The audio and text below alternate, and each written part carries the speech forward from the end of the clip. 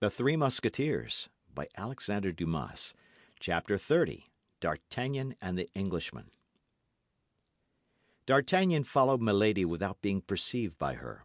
He saw her get into her carriage, and heard her order the coachman to drive to Saint-Germain. It was useless to try to keep pace on foot with a carriage drawn by two powerful horses. D'Artagnan therefore returned to the Rue Férou. In the Rue de Seine he met Planchet, who had stopped before the house of a pastry cook, and was contemplating with ecstasy a cake of the most appetizing appearance. He ordered him to go and saddle two horses in Monsieur de Tréville's stables, one for himself, D'Artagnan, and one for Planchet, and bring them to Athos's place. Once for all, Tréville had placed his stable at D'Artagnan's service. Planchet proceeded toward the Rue de Colombier, and D'Artagnan toward the Rue Férou. Athos was at home, emptying sadly a bottle of the famous Spanish wine he had brought back with him from his journey into Picardy.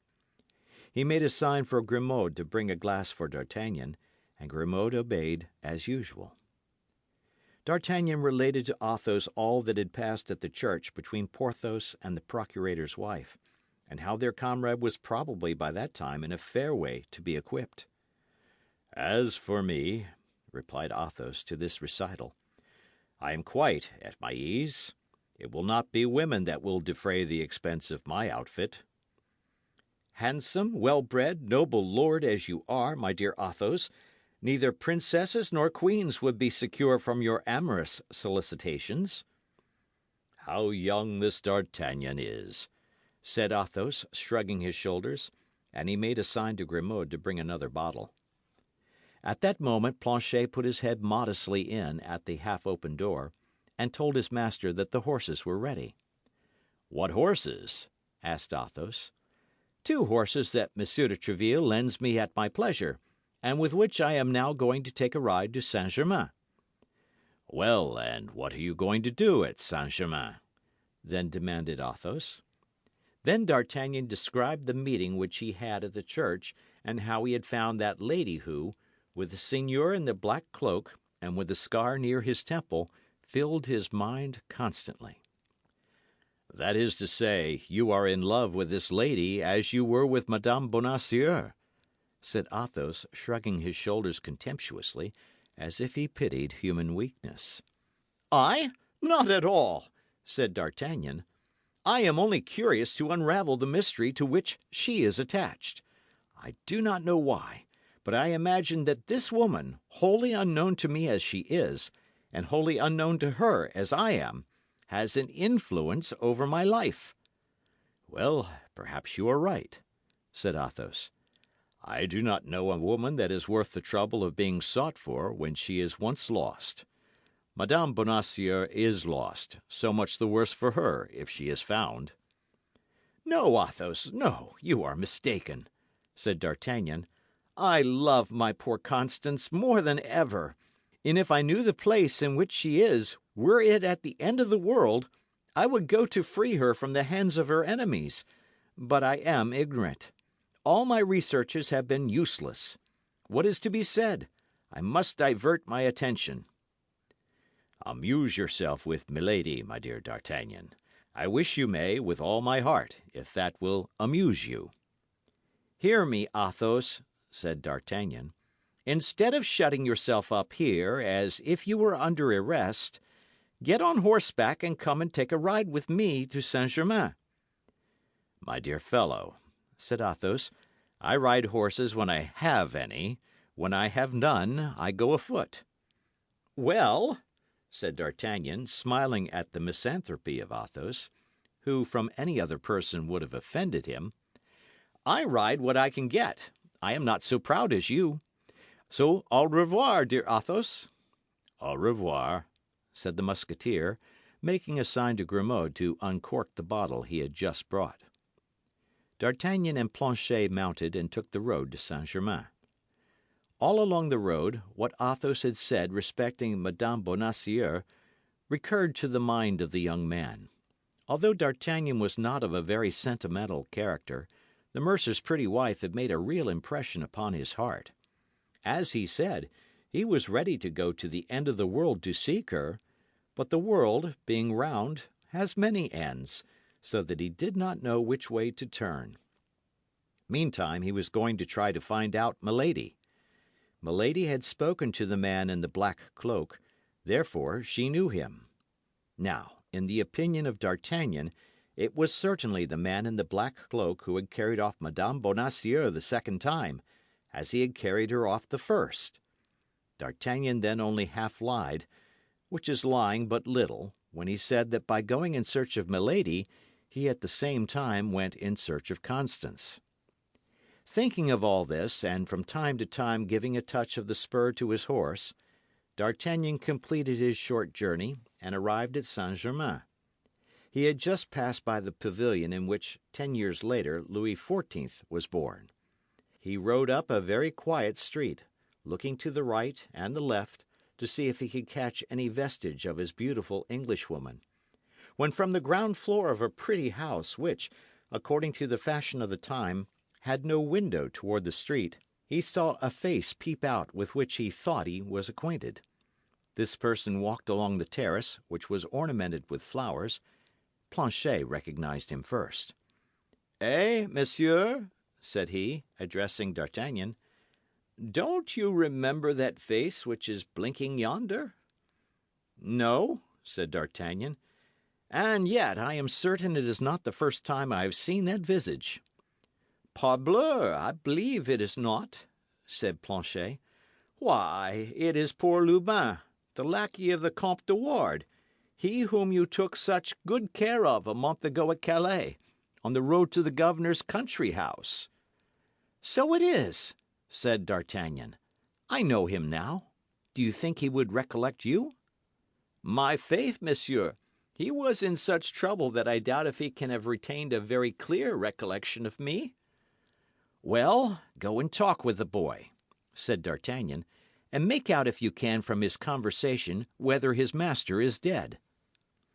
Planchet dismounted and went straight up to Lubin, who did not at all remember him, and the two lackeys began to chat with the best understanding possible, while D'Artagnan turned the two horses into a lane, went round the house, and came back to watch the conference from behind a hedge of filberts. At the end of an instant's observation he heard the noise of a vehicle, and saw Milady's carriage stop opposite to him. He could not be mistaken. Milady was in it. D'Artagnan leaned upon the neck of his horse in order that he might see without being seen. Milady put her charming blonde head out at the window and gave her orders to her maid. The latter, a pretty girl of about 20 or 22 years, active and lively, the true soubrette of a great lady, jumped from the step upon which, according to the custom of the time, she was seated, and took her way toward the terrace upon which D'Artagnan had perceived Lubin. D'Artagnan followed the soubrette with his eyes and saw her go toward the terrace, but it happened that someone in the house called Lubin, so that Planchet remained alone, looking in all directions for the road where D'Artagnan had disappeared. The maid approached Planchet, whom she took for Lubin, and holding out a little billet to him, said, "For your master." "For my master?" replied Planchet, astonished. "Yes, and important. Take it quickly." Thereupon she ran toward the carriage, which had turned round toward the way it came, jumped upon the step, and the carriage drove off. Planchet turned and returned the billet. Then, accustomed to passive obedience, he jumped down from the terrace, ran toward the lane, and at the end of 20 paces met D'Artagnan, who, having seen all, was coming to him. "For you, monsieur," said Planchet, presenting the billet to the young man. "For me?" said D'Artagnan. "Are you sure of that?" "Pardieu, monsieur, I can't be more sure. The soubrette said, 'For your master.' I have no other master but you. So, a pretty little lass, my faith, is that soubrette." D'Artagnan opened the letter and read these words: "A person who takes more interest in you than she is willing to confess wishes to know on what day it will suit you to walk in the forest. Tomorrow, at the Hotel Field of the Cloth of Gold, a lackey in black and red will wait for your reply. "Oh," said D'Artagnan, "this is rather warm. It appears that Milady and I are anxious about the health of the same person. Well, Planchet, how is the good Monsieur de Wardes? He is not dead, then?" "No, monsieur, he is as well as a man can be with 4 sword wounds in his body. For you, without question, inflicted 4 upon the dear gentleman, and he is still very weak, having lost almost all his blood. As I said, monsieur, Lubin did not know me, and told me our adventure from one end to the other. Well done, Planchet, you are the king of lackeys. Now jump upon your horse, and let us overtake the carriage." This did not take long. At the end of 5 minutes they perceived the carriage, drawn up by the roadside. A cavalier, richly dressed, was close to the door. The conversation between Milady and the cavalier was so animated that D'Artagnan stopped on the other side of the carriage, without anyone but the pretty soubrette perceiving his presence. The conversation took place in English, a language which D'Artagnan could not understand, but by the accent the young man plainly saw that the beautiful Englishwoman was in a great rage. She terminated it by an action which left no doubt as to the nature of this conversation. This was a blow with her fan, applied with such force that the little feminine weapon flew into 1,000 pieces. The cavalier laughed aloud, which appeared to exasperate Milady still more. D'Artagnan thought this was the moment to interfere. He approached the other door, and taking off his hat respectfully, said, "Madame, will you permit me to offer you my services? It appears to me that this cavalier has made you very angry. Speak one word, madame, and I take upon myself to punish him for his want of courtesy." At the first word Milady turned, looking at the young man with astonishment, and when he had finished, she said in very good French, "Monsieur, I should with great confidence place myself under your protection, if the person with whom I quarrel were not my brother." "Ah, excuse me, then," said D'Artagnan. "You must be aware that I was ignorant of that, madame." "What is that stupid fellow troubling himself about?" cried the cavalier whom Milady has designated as her brother, stooping down to the height of the coach window. "Why does he not go about his business?" "Stupid fellow yourself," said D'Artagnan, stooping in his turn on the neck of his horse, and answering on his side through the carriage window. "I do not go on because it pleases me to stop here." The cavalier addressed some words in English to his sister. "I speak to you in French," said D'Artagnan. "Be kind enough, then, to reply to me in the same language. You are Madame's brother, I learn. Be it so. But fortunately, you are not mine." It might be thought that Milady, timid as women are in general, would have interposed in this commencement of mutual provocations in order to prevent the quarrel from going too far. But on the contrary, she threw herself back in her carriage and called out coolly to the coachman, "Go on, home." The pretty soubrette cast an anxious glance at D'Artagnan, whose good looks seemed to have made an impression on her. The carriage went on and left the two men facing each other. No material obstacle separated them. The cavalier made a movement as if to follow the carriage, but D'Artagnan, whose anger, already excited, was much increased by recognizing in him the Englishman of Amiens who had won his horse and had been very near winning his diamond of Athos, caught at his bridle and stopped him. "Well, monsieur," said he, "you appear to be more stupid than I am, for you forget there is a little quarrel to arrange between us two." "Ah," said the Englishman, "is it you, my master? It seems you must always be playing some game or other." "Yes, and that reminds me that I have a revenge to take. We will see, my dear monsieur, if you can handle a sword as skillfully as you can a dice box." "You see plainly that I have no sword," said the Englishman. "Do you wish to play the braggart with an unarmed man?" "I hope you have a sword at home. But at all events, I have two, and if you like, I will throw with you for one of them." "Needless," said the Englishman. "I am well furnished with such playthings." "Very well, my worthy gentleman," replied D'Artagnan. Pick out the longest, and come and show it to me this evening. Where, if you please? Behind the Luxembourg. That's a charming spot for such amusements as the one I propose to you. That will do. I will be there. Your hour? 6 o'clock. A propos, you have probably one or two friends? I have three, who would be honoured by joining in the sport with me. 3? Marvellous! That falls out oddly. 3 is just my number. Now then, who are you? Asked the Englishman. I am Monsieur d'Artagnan, a Gascon gentleman, serving in the King's Musketeers. And you? I am Lord de Winter, Baron Sheffield. Well, then, I am your servant, Monsieur Baron, said D'Artagnan, though you have names rather difficult to recollect.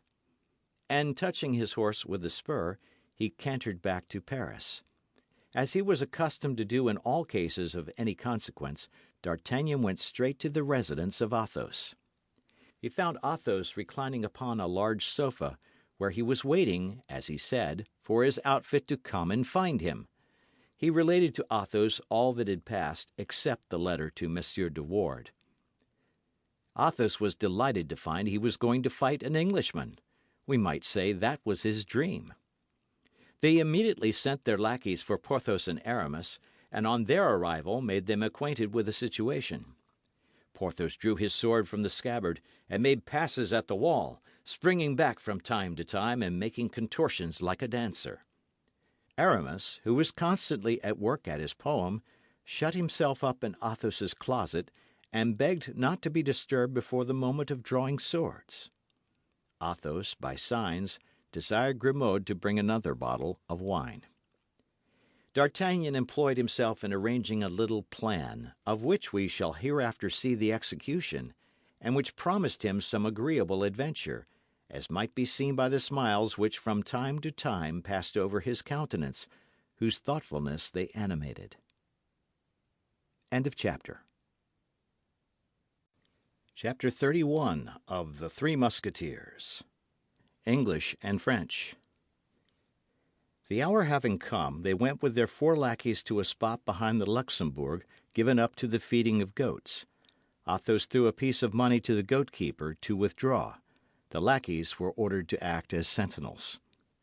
A silent party soon drew near to the same enclosure, entered, and joined the musketeers. Then, according to foreign custom, the presentations took place. The Englishmen were all men of rank.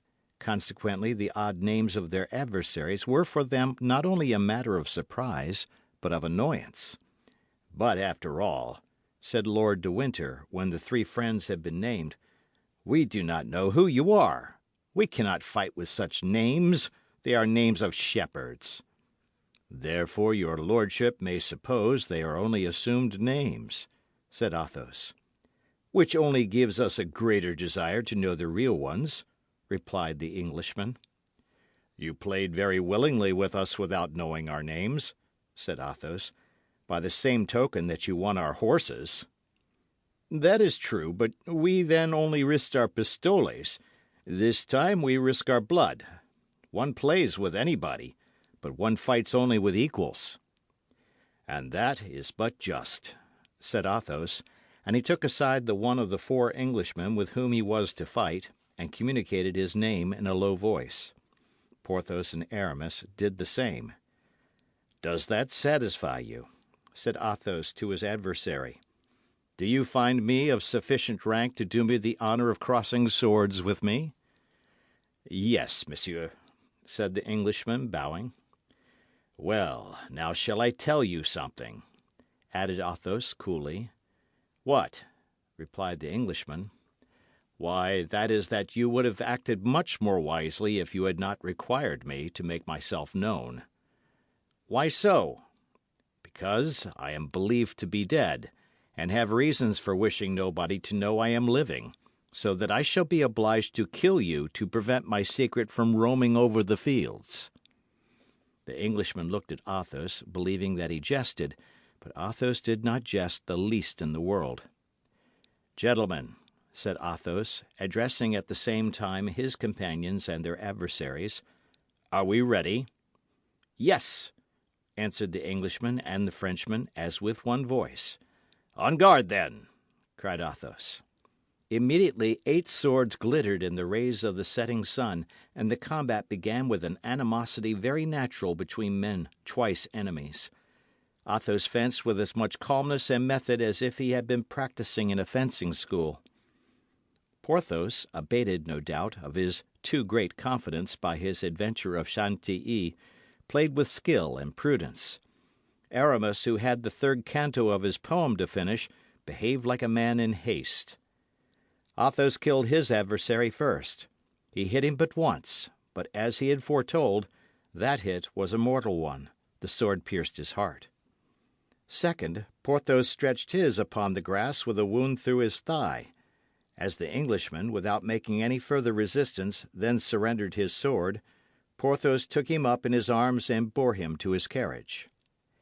Aramis pushed his so vigorously that after going back 50 paces, the man ended by fairly taking to his heels, and disappeared amid the hooting of the lackeys. As to D'Artagnan, he fought purely and simply on the defensive, and when he saw his adversary pretty well fatigued, with a vigorous side thrust sent his sword flying.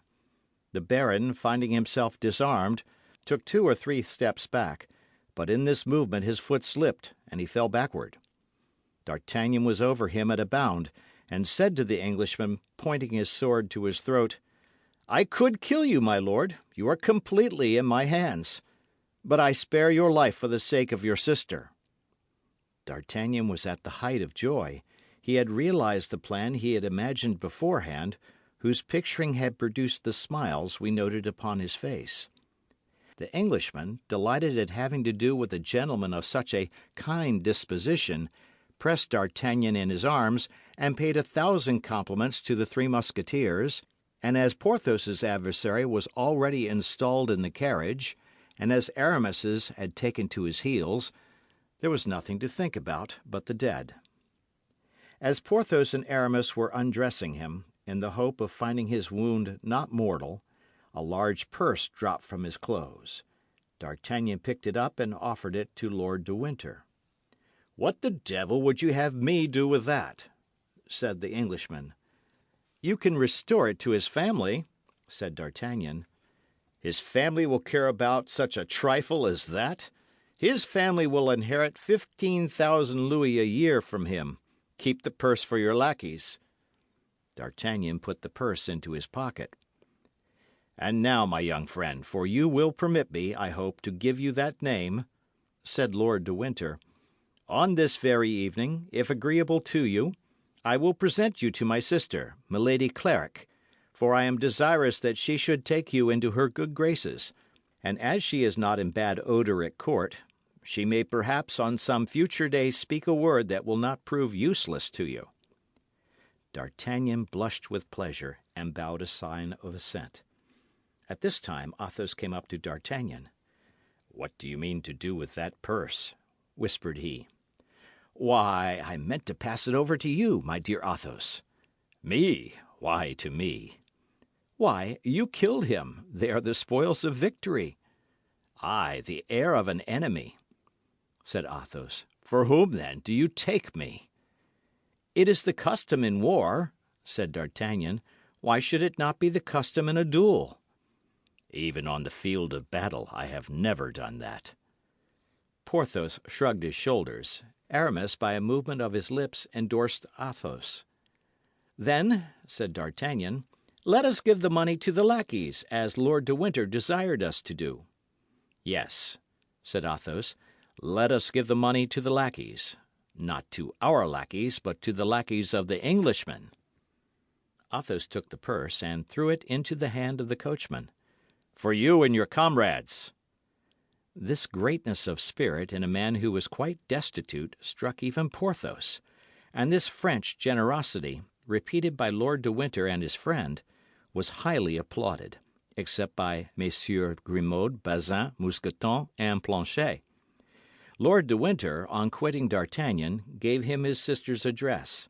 She lived in the Place Royale, then the fashionable quarter, at number 6, and he undertook to call and take D'Artagnan with him in order to introduce him. D'Artagnan appointed 8 o'clock at Athos's residence. This introduction to Milady Clarik occupied the head of our Gascon greatly. He remembered in what a strange manner this woman had hitherto been mixed up in his destiny. According to his conviction, she was some creature of the cardinal, and yet he felt himself invincibly drawn toward her by one of those sentiments for which we cannot account. His only fear was that Milady would recognize in him the man of Meung and of Dover. Then she knew that he was one of the friends of Monsieur de Tréville, and consequently that he belonged body and soul to the king, which would make him lose a part of his advantage, since when known to Milady as he knew her, he played only an equal game with her. As to the commencement of an intrigue between her and Monsieur de Wardes, our presumptuous hero gave but little heed to that, although the marquis was young, handsome, rich, and high in the cardinal's favour. It is not for nothing we are but 20 years old, above all if we were born at Tarbes. D'Artagnan began by making his most splendid toilet, then returned to Athos's, and, according to custom, related everything to him. Athos listened to his projects, then shook his head, and recommended prudence to him with a shade of bitterness. "What?" said he. "You have just lost one woman whom you call good, charming, perfect, and here you are, running headlong after another." D'Artagnan felt the truth of this reproach. "I loved Madame Bonacieux with my heart, while I only love Milady with my head," said he. "In getting introduced to her, my principal object is to ascertain what part she plays at court." "The part she plays, pardieu! It is not difficult to divine that, after all you have told me. She is some emissary of the cardinal, a woman who will draw you into a snare in which you will leave your head." "The devil! My dear Athos, you view things on the dark side, methinks." "My dear fellow, I mistrust women. Can it be otherwise? I bought my experience dearly, particularly fair women. Milady is fair, you say?" "She has the most beautiful light hair imaginable." "Ah, my poor D'Artagnan," said Athos. "Listen to me. I want to be enlightened on a subject. Then, when I shall have learned what I desire to know, I will withdraw." "Be enlightened," said Athos phlegmatically. Lord de Winter arrived at the appointed time, but Athos, being warned of his coming, went into the other chamber. He therefore found D'Artagnan alone, and as it was nearly 8 o'clock, he took the young man with him. An elegant carriage waited below, and as it was drawn by 2 excellent horses, they were soon at the Place Royale. Milady Clarik received D'Artagnan ceremoniously. Her hotel was remarkably sumptuous, and while the most part of the English had quit, or were about to quit, France on account of the war, Milady had just been laying out much money upon her residence, which proved that the general measure which drove the English from France did not affect her. "You see," said Lord de Winter, presenting D'Artagnan to his sister, "a young gentleman who has held my life in his hands, and who has not abused his advantage, although we have been twice enemies, although it was I who insulted him, and although I am an Englishman. Thank him, then, madame, if you have any affection for me." Milady frowned slightly. A scarcely visible cloud passed over her brow, and so peculiar a smile appeared upon her lips that the young man, who saw and observed this triple shade, almost shuddered at it. The brother did not perceive this. He had turned round to play with Milady's favourite monkey, which had pulled him by the doublet. "You are welcome, monsieur," said Milady, in a voice whose singular sweetness contrasted with the symptoms of ill humour which D'Artagnan had just remarked. "You have today acquired eternal rights to my gratitude." The Englishman then turned round and described the combat without omitting a single detail. Milady listened with the greatest attention, and yet it was easily to be perceived, whatever effort she made to conceal her impressions, that this recital was not agreeable to her. The blood rose to her head, and her little foot worked with impatience beneath her robe. Lord de Winter perceived nothing of this. When he had finished, he went to a table upon which was a salver with Spanish wine and glasses. He filled 2 glasses, and by a sign invited D'Artagnan to drink. D'Artagnan knew it was considered disobliging by an Englishman to refuse to pledge him. He therefore drew near to the table and took the second glass. He did not, however, lose sight of Milady, and in a mirror he perceived the change that came over her face. Now that she believed herself to be no longer observed, a sentiment resembling ferocity animated her countenance.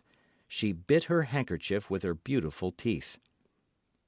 That pretty little soubrette, whom D'Artagnan had already observed, then came in.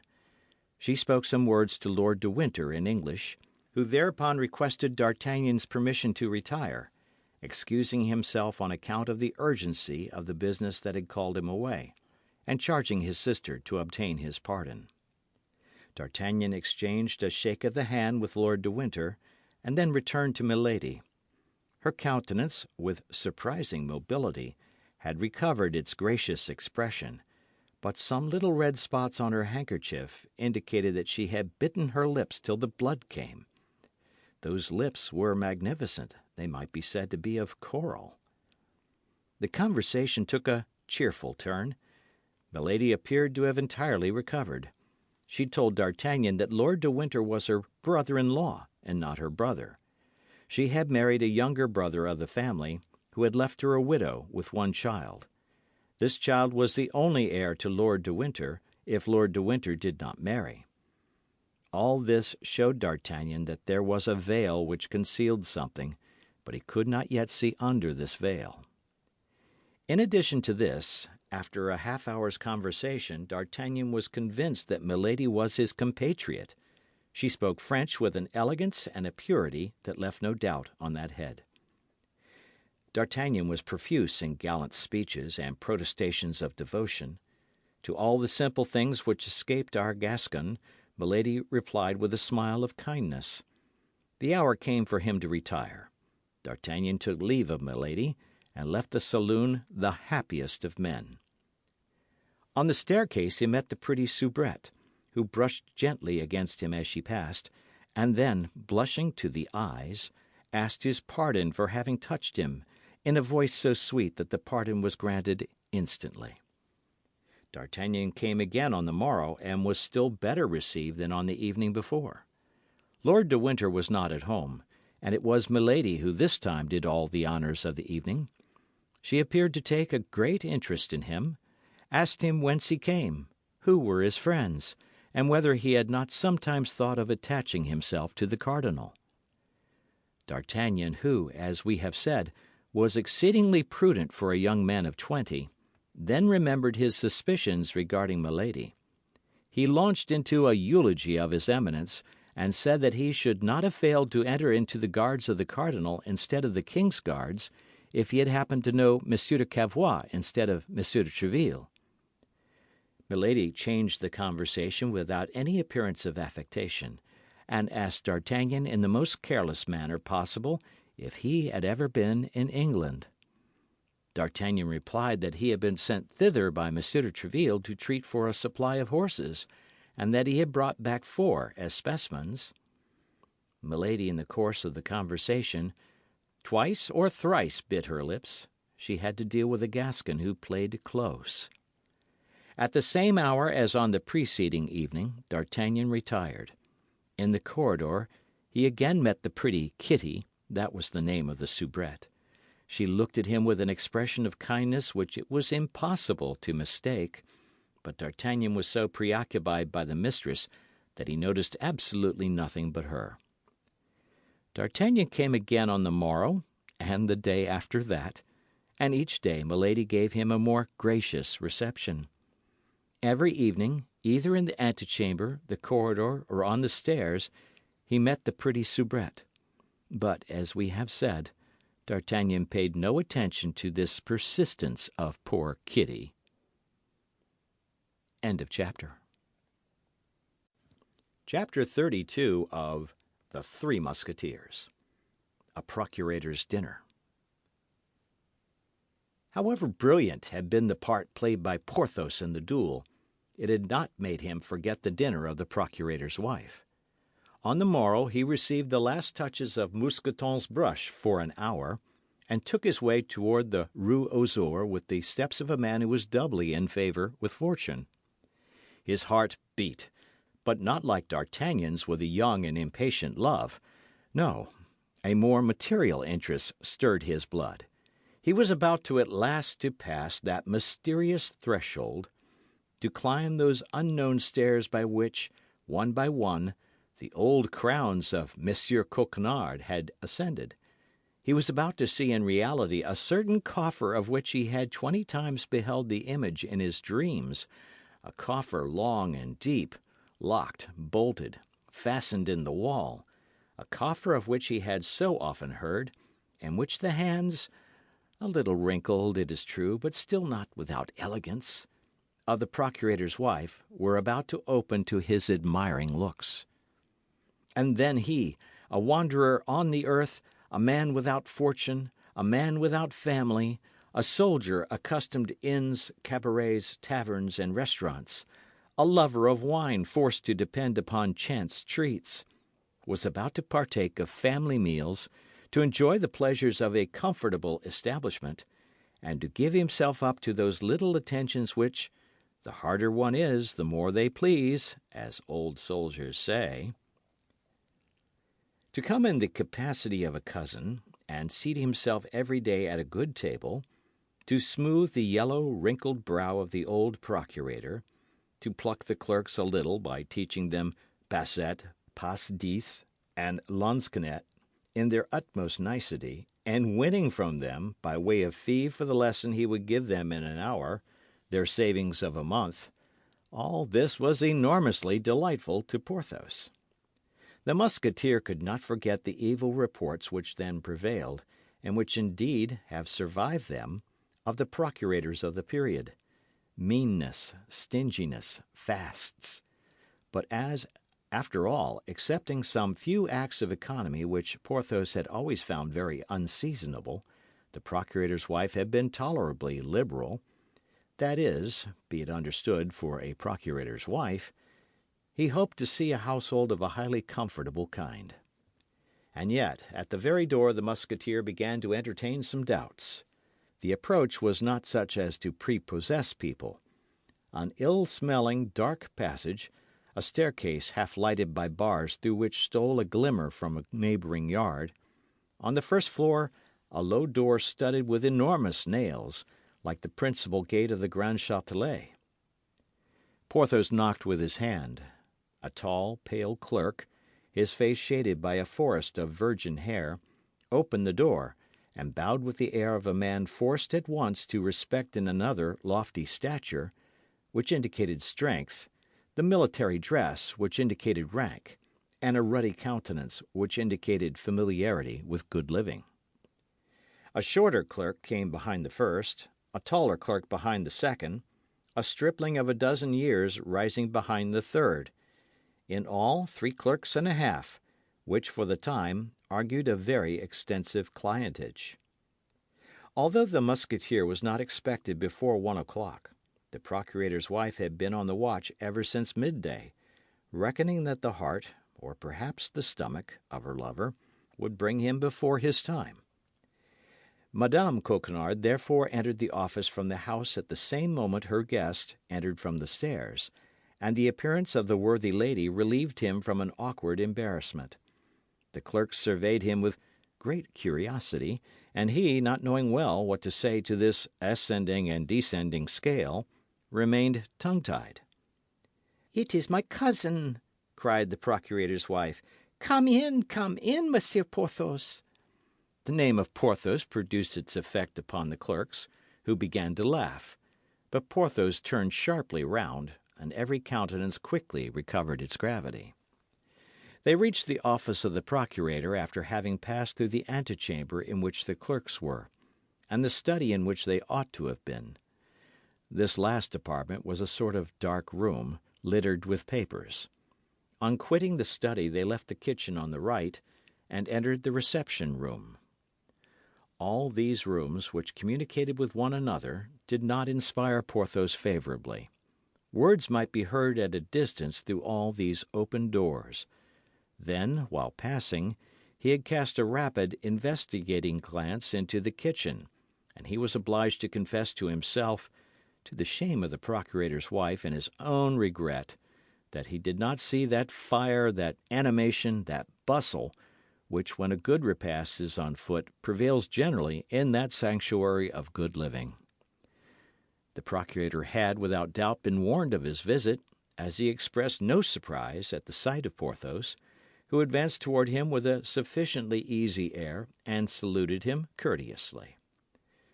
"We are cousins, it appears, Monsieur Porthos," said the procurator, rising, yet supporting his weight upon the arms of his cane chair. The old man, wrapped in a large black doublet, in which the whole of his slender body was concealed, was brisk and dry. His little grey eyes shone like carbuncles, and appeared, with his grinning mouth, to be the only part of his face in which life survived.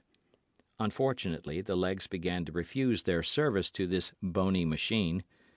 During the last 5 or 6 months that this weakness had been felt, the worthy procurator had nearly become the slave of his wife. The cousin was received with resignation, that was all. Monsieur Coquenard, firm upon his legs, would have declined all relationship with Monsieur Porthos. "Yes, monsieur, we are cousins," said Porthos without being disconcerted, as he had never reckoned upon being received enthusiastically by the husband. "By the female side, I believe," said the procurator maliciously. Porthos did not feel the ridicule of this, and took it for a piece of simplicity, at which he laughed in his large moustache. Madame Coquenard, who knew that a simple-minded procurator was a very rare variety in the species, smiled a little, and coloured a great deal. Monsieur Coquenard had, since the arrival of Porthos, frequently cast his eyes with great uneasiness upon a large chest placed in front of his oak desk. Porthos comprehended that this chest, although it did not correspond in shape with that which he had seen in his dreams, must be the blessed coffer, and he congratulated himself that the reality was several feet higher than the dream. Monsieur Coquenard did not carry his genealogical investigations any further, but withdrawing his anxious look from the chest and fixing it upon Porthos, he contented himself with saying, "Monsieur our cousin will do us the favour of dining with us once before his departure for the campaign. Will he not, Madame Coquenard?" This time Porthos received the blow right in his stomach, and felt it. It appeared likewise that Madame Coquenard was not less affected by it on her part, for she added, "My cousin will not return if he finds that we do not treat him kindly. But otherwise he has so little time to pass in Paris, and consequently to spare to us, that we must entreat him to give us every instant he can call his own previous to his departure." "Oh, my legs, my poor legs, where are you?" murmured Coquenard, and he tried to smile. This succour, which came to Porthos at the moment in which he was attacked in his gastronomic hopes, inspired much gratitude in the Musketeer toward the procurator's wife. The hour of dinner soon arrived. They passed into the eating room, a large, dark room, situated opposite the kitchen. The clerks, who, as it appeared, had smelled unusual perfumes in the house, were of military punctuality, and held their stools in hand, quite ready to sit down. Their jaws moved preliminarily with fearful threatenings.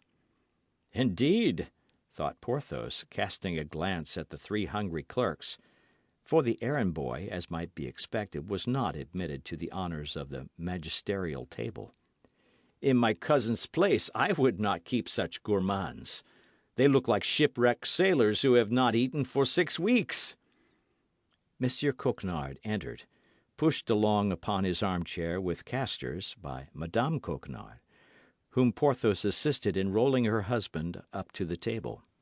He had scarcely entered when he began to agitate his nose and his jaws after the example of his clerks. "Oh," said he, "here is a soup which is rather inviting." "What the devil can they smell so extraordinary in this soup?" thought Porthos, at the sight of a pale liquid, abundant but entirely free from meat, on the surface of which a few crusts swam about as rare as the islands of an archipelago. Madame Coquenard smiled, and upon a sign from her everyone eagerly took his seat. Monsieur Coquenard was served first, then Porthos. Afterward Madame Coquenard filled her own plate, and distributed the crusts without soup to the impatient clerks. At this moment the door of the dining room unclosed with a creak, and Porthos perceived through the half-open flap the little clerk who, not being allowed to take part in the feast, ate his dry bread in the passage with the double odour of the dining room and kitchen.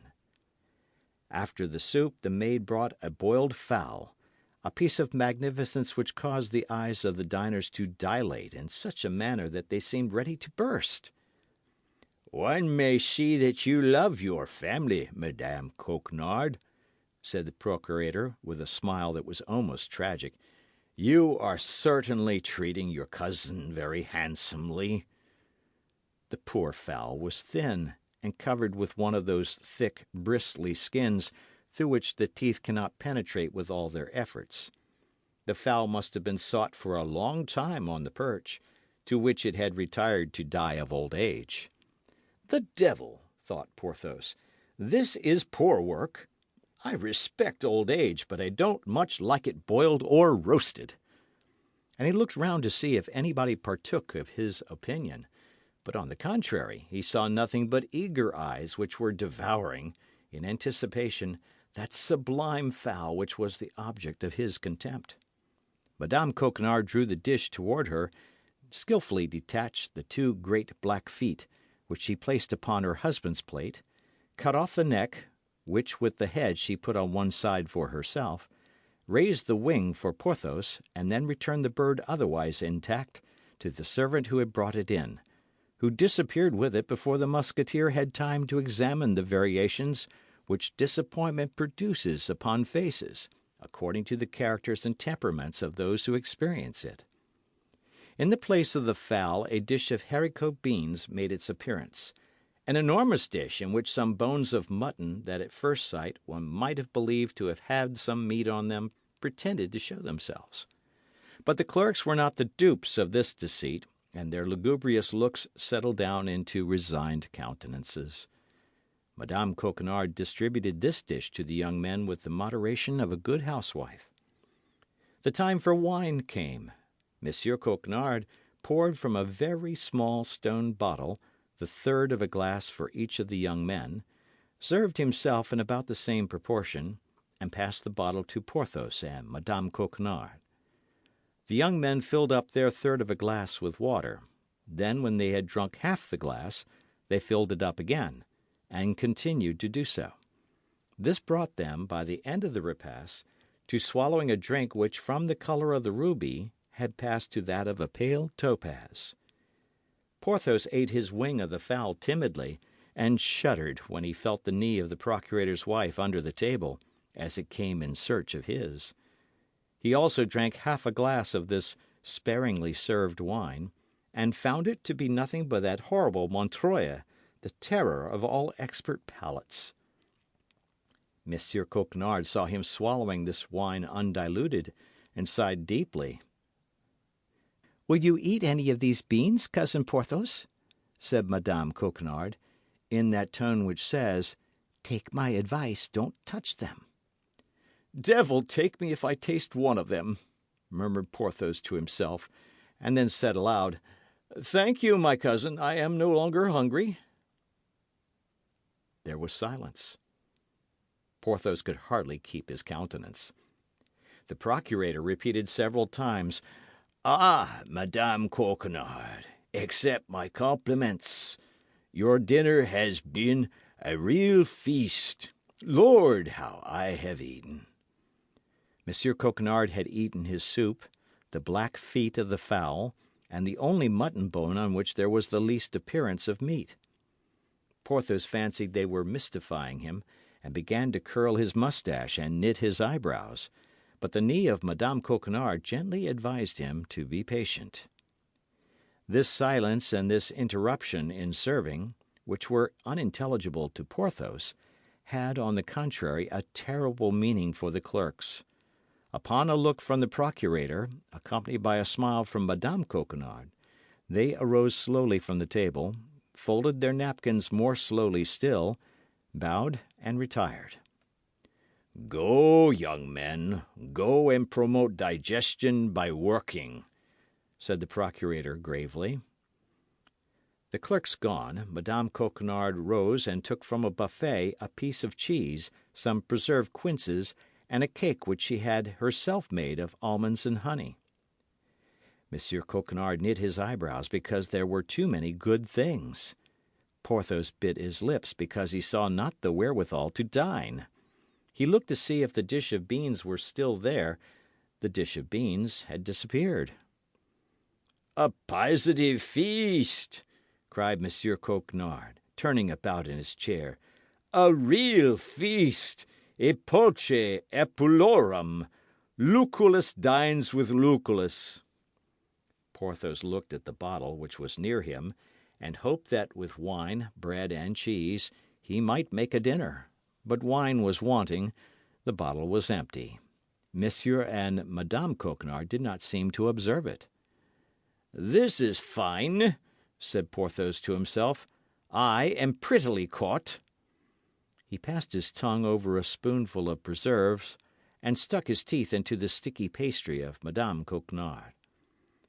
"Now," said he, "the sacrifice is consummated. Ah, if I had not the hope of peeping with Madame Coquenard into her husband's chest!" Monsieur Coquenard, after the luxuries of such a repast, which he called an excess, felt the want of a siesta. Porthos began to hope that the thing would take place at the present sitting, and in that same locality. But the procurator would listen to nothing. He would be taken to his room, and was not satisfied until he was close to his chest, upon the edge of which, for still greater precaution, he placed his feet. The procurator's wife took Porthos into an adjoining room, and they began to lay the basis of a reconciliation. "You can come and dine 3 times a week," said Madame Coquenard. "Thanks, madame," said Porthos, "but I don't like to abuse your kindness. Besides, I must think of my outfit." "That's true," said the procurator's wife, groaning. "That unfortunate outfit." "Alas, yes," said Porthos, "it is so." "But of what, then, does the equipment of your company consist, Monsieur Porthos?" "Oh, of many things," said Porthos. "The Musketeers are, as you know, picked soldiers, and they require many things useless to the Guardsmen or the Swiss." "But yet, detail them to me." "Why, they may amount to," said Porthos, who preferred discussing the total to taking them one by one. The procurator's wife waited tremblingly. "To how much?" said she. "I hope it does not exceed—" She stopped. Speech failed her. "Oh, no," said Porthos, "it does not exceed 2,500 livres. I even think that with economy I could manage it with 2,000 livres." "Good God!" cried she. 2,000 livres? Why, that is a fortune." Porthos made a most significant grimace. Madame Coquenard understood it. "I wish to know the detail," said she, "because, having many relatives in business, I was almost sure of obtaining things at 100% less than you would pay yourself." "Ah," said Porthos, "that is what you meant to say." "Yes, dear Monsieur Porthos. Thus, for instance, don't you in the first place want a horse?" "Yes, a horse." "Well, then, I can just suit you." "Ah," said Porthos, brightening, "that's well as regards my horse, but I must have the appointments complete, as they include objects which a musketeer alone can purchase, and which will not amount, besides, to more than 300 livres." 300 livres. Then put down 300 livres, said the procurator's wife, with a sigh. Porthos smiled. It may be remembered that he had the saddle which came from Buckingham. These 300 livres he reckoned upon putting snugly into his pocket. "Then," continued he, "there is a horse for my lackey, and my valise. As to my arms, it is useless to trouble you about them. I have them." "A horse for your lackey?" resumed the procurator's wife, hesitatingly. "But that is doing things in lordly style, my friend." "Ah, madame," said Porthos haughtily, "do you take me for a beggar?"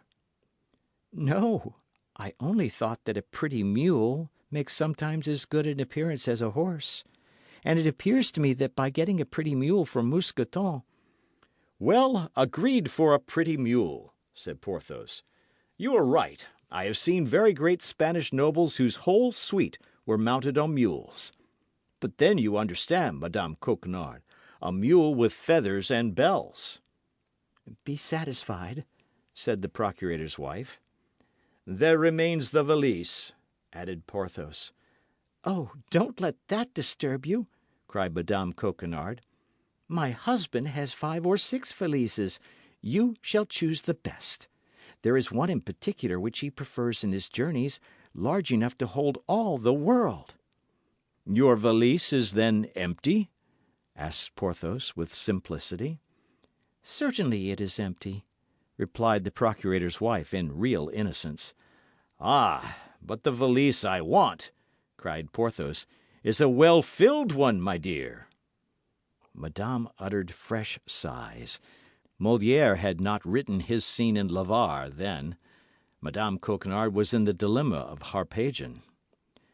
Finally, the rest of the equipment was successively debated in the same manner, and the result of the sitting was that the procurator's wife should give 800 livres in money, and should furnish the horse and the mule, which should have the honour of carrying Porthos and Mousqueton to glory. These conditions being agreed to, Porthos took leave of Madame Coquenard. The latter wished to detain him by darting certain tender glances, but Porthos urged the commands of duty, and the procurator's wife was obliged to give place to the king. The Musketeer returned home hungry and in bad humour. End of chapter. Chapter 23 of the Three Musketeers. Soubrette and Mistress. Meantime, as we have said, despite the cries of his conscience and the wise counsels of Athos, D'Artagnan became hourly more in love with Milady. Thus he never failed to pay his diurnal court to her, and the self-satisfied Gascon was convinced that sooner or later she could not fail to respond. One day, when he arrived with his head in the air and as light at heart as a man who awaits a shower of gold, he found the soubrette under the gateway of the hotel. But this time the pretty Kitty was not contented with touching him as he passed. She took him gently by the hand. "Good," thought D'Artagnan. "She is charged with some message for me from her mistress. She is about to appoint some rendezvous of which she had not courage to speak." And he looked down at the pretty girl with the most triumphant air imaginable. "I wish to say 3 words to you, Monsieur Chevalier," stammered the soubrette. "Speak, my child, speak," said D'Artagnan. "I listen." "Here? Impossible. That which I have to say is too long, and above all, too secret." "Well, what is to be done?" "If Monsieur Chevalier will follow me," said Kitty timidly. "Where you please, my dear child." "Come, then." And Kitty, who had not let go the hand of D'Artagnan, led him up a little dark, winding staircase, and after ascending about 15 steps, opened a door. "Come in here, Monsieur Chevalier," said she. "Here we shall be alone, and can talk." "And whose room is this, my dear child?" "It is mine, Monsieur Chevalier. It communicates with my mistress's by that door. But you need not fear. She will not hear what we say. She never goes to bed before midnight." D'Artagnan cast a glance around him. The little apartment was charming for its taste and neatness, but in spite of himself his eyes were directed to that door which Kitty said led to Milady's chamber. Kitty guessed what was going on in the mind of the young man, and heaved a deep sigh. You love my mistress, then, very dearly, Monsieur Chevalier? Said she. Oh, more than I can say, Kitty. I am mad for her. Kitty breathed a second sigh. Alas, monsieur, said she, that is too bad. What the devil do you see so bad in it? Said D'Artagnan. Because, monsieur, replied Kitty, my mistress loves you not at all. Hein, said D'Artagnan. Can she have charged you to tell me so? Oh, no, monsieur, but out of the regard I have for you, I have taken the resolution to tell you so. Much obliged, my dear Kitty, but for the intention only. For the information, you must agree, is not likely to be at all agreeable. That is to say, you don't believe what I have told you, is it not so? We have always some difficulty in believing such things, my pretty dear, were it only from self-love. Then you don't believe me. I confess that unless you deign to give me some proof of what you advance. What do you think of this? Kitty drew a little note from her bosom. For me? Said D'Artagnan, seizing the letter. No, for another. For another? Yes. His name, cried D'Artagnan. Read the address.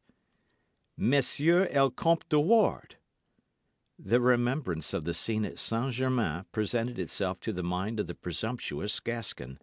As quick as thought, he tore open the letter, in spite of the cry which Kitty uttered on seeing what he was going to do, or rather what he was doing. Oh, good Lord, Monsieur Chevalier, said she, what are you doing? I, said D'Artagnan, nothing. And he read, You have not answered my first note.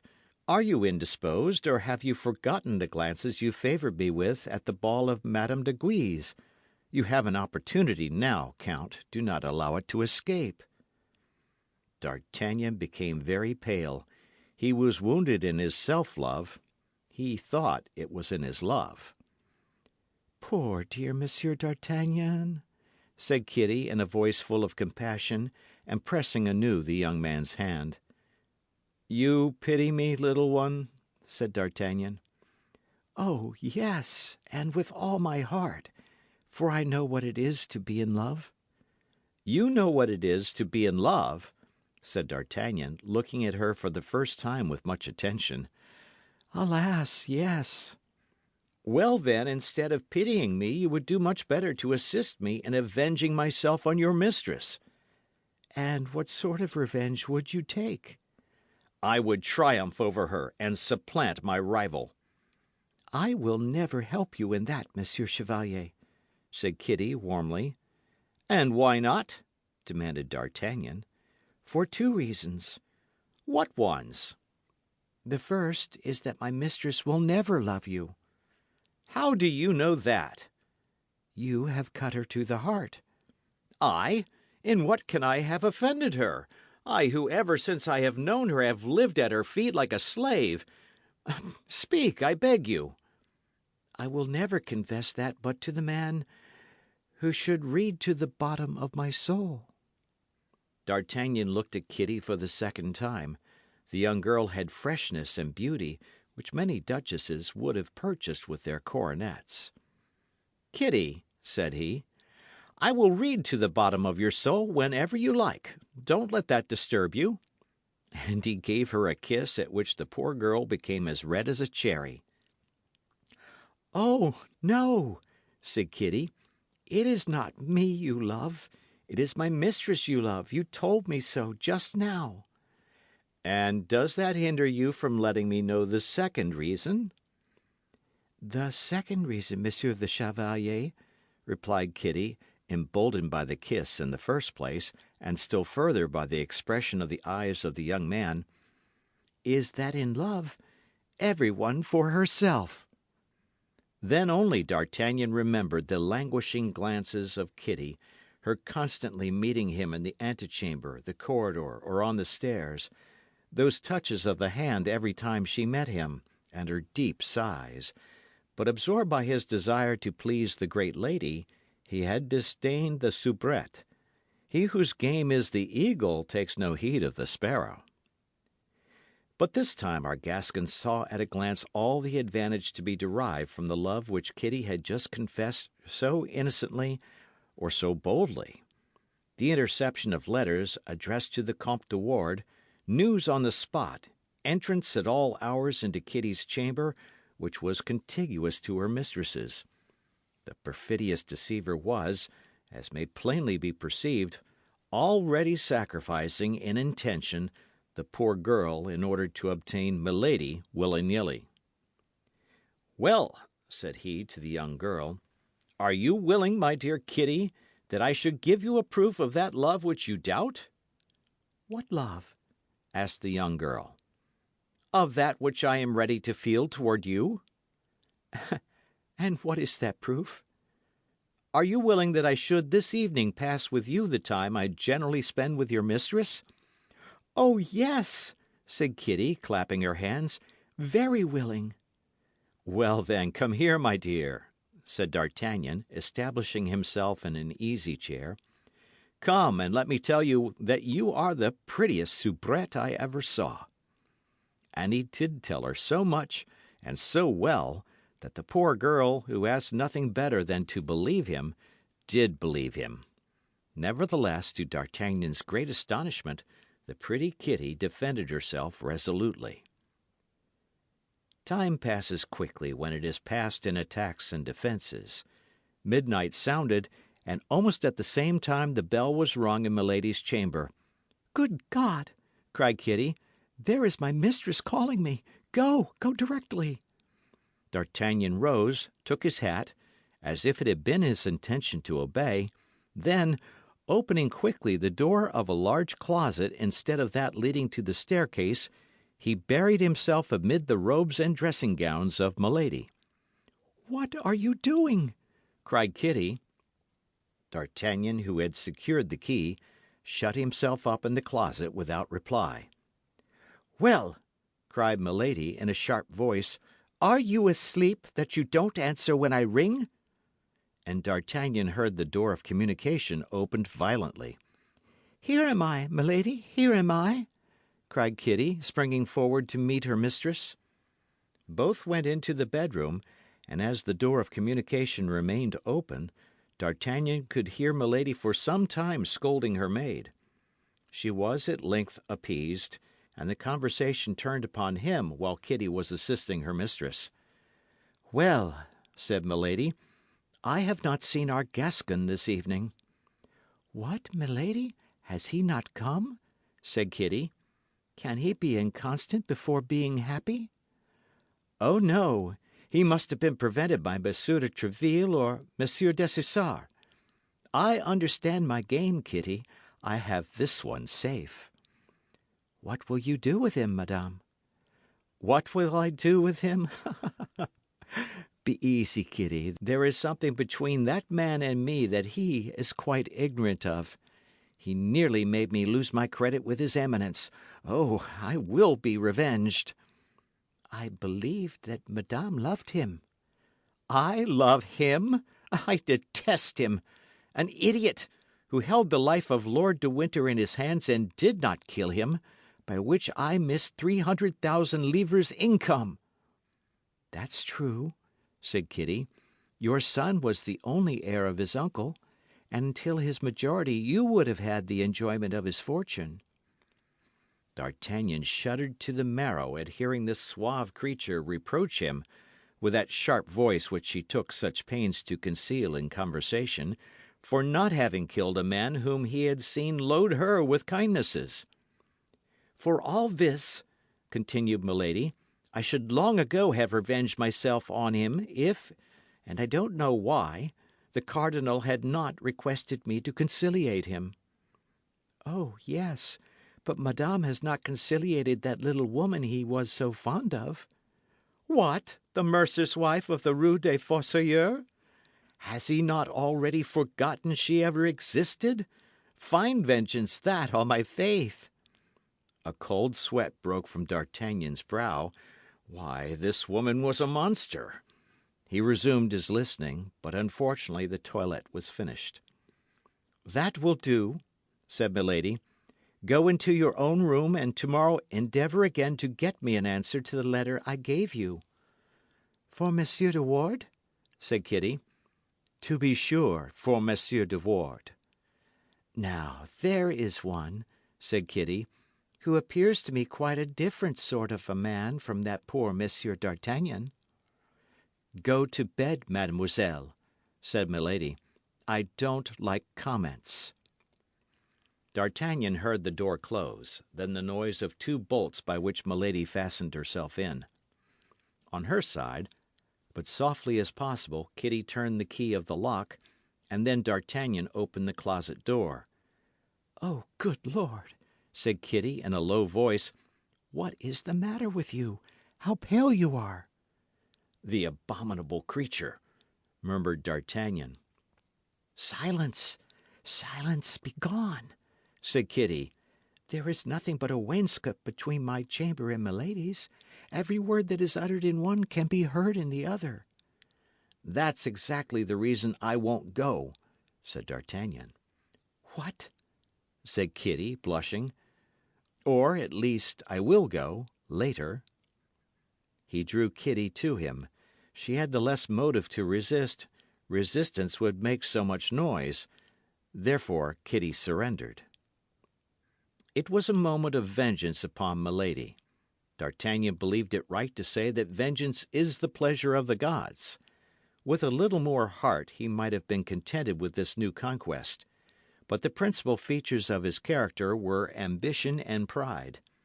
It must, however, be confessed in his justification that the first use he made of his influence over Kitty was to try and find out what had become of Madame Bonacieux. But the poor girl swore upon the crucifix to D'Artagnan that she was entirely ignorant on that head, her mistress never admitting her into half her secrets, only she believed, she could say, she was not dead. As to the cause which was near making Milady lose her credit with the cardinal, Kitty knew nothing about it. But this time D'Artagnan was better informed than she was. As he had seen Milady on board a vessel at the moment he was leaving England, he suspected that it was, almost without a doubt, on account of the diamond studs. But what was clearest in all this was that the true hatred, the profound hatred, the inveterate hatred of Milady, was increased by his not having killed her brother-in-law. D'Artagnan came the next day to Milady's, and finding her in a very ill humour, had no doubt that it was lack of an answer from Monsieur de Ward that provoked her thus. Kitty came in, but Milady was very cross with her. The poor girl ventured a glance at D'Artagnan, which said, "See how I suffer on your account." Toward the end of the evening, however, the beautiful lioness became milder. She smilingly listened to the soft speeches of D'Artagnan, and even gave him her hand to kiss. D'Artagnan departed, scarcely knowing what to think; but as he was a youth who did not easily lose his head, while continuing to pay his court to Milady, he had framed a little plan in his mind. He found Kitty at the gate, and, as on the preceding evening, went up to her chamber. Kitty had been accused of negligence and severely scolded. Milady could not at all comprehend the silence of the Comte de Ward, and she ordered Kitty to come at 9 o'clock in the morning to take a third letter. D'Artagnan made Kitty promise to bring him that letter on the following morning. The poor girl promised all her lover desired. She was mad. Things passed as on the night before. D'Artagnan concealed himself in his closet. Milady called, undressed, sent away Kitty, and shut the door.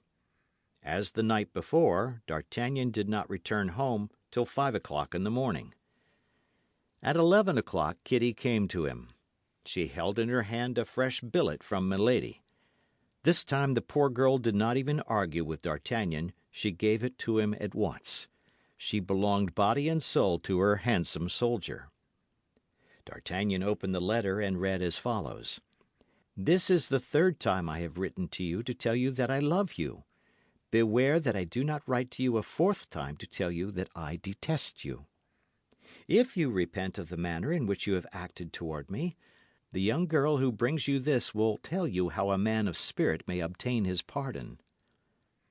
D'Artagnan coloured and grew pale several times in reading this billet. "Oh, you love her still," said Kitty, who had not taken her eyes off the young man's countenance for an instant. "No, Kitty, you are mistaken.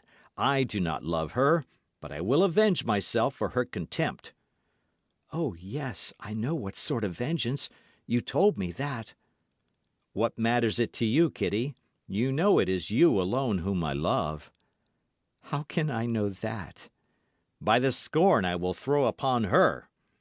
D'Artagnan took a pen and wrote: "Madame, until the present moment I could not believe that it was to me your first two letters were addressed, so unworthy did I feel myself of such an honour. Besides, I was so seriously indisposed that I could not in any case have replied to them.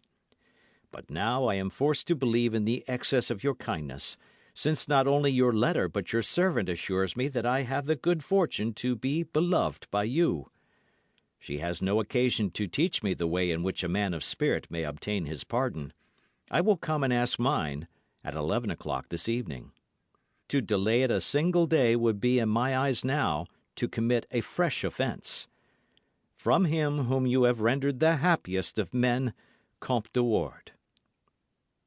This note was in the first place a forgery. It was likewise an indelicacy. It was even, according to our present manners, something like an infamous action. But at that period people did not manage affairs as they do today.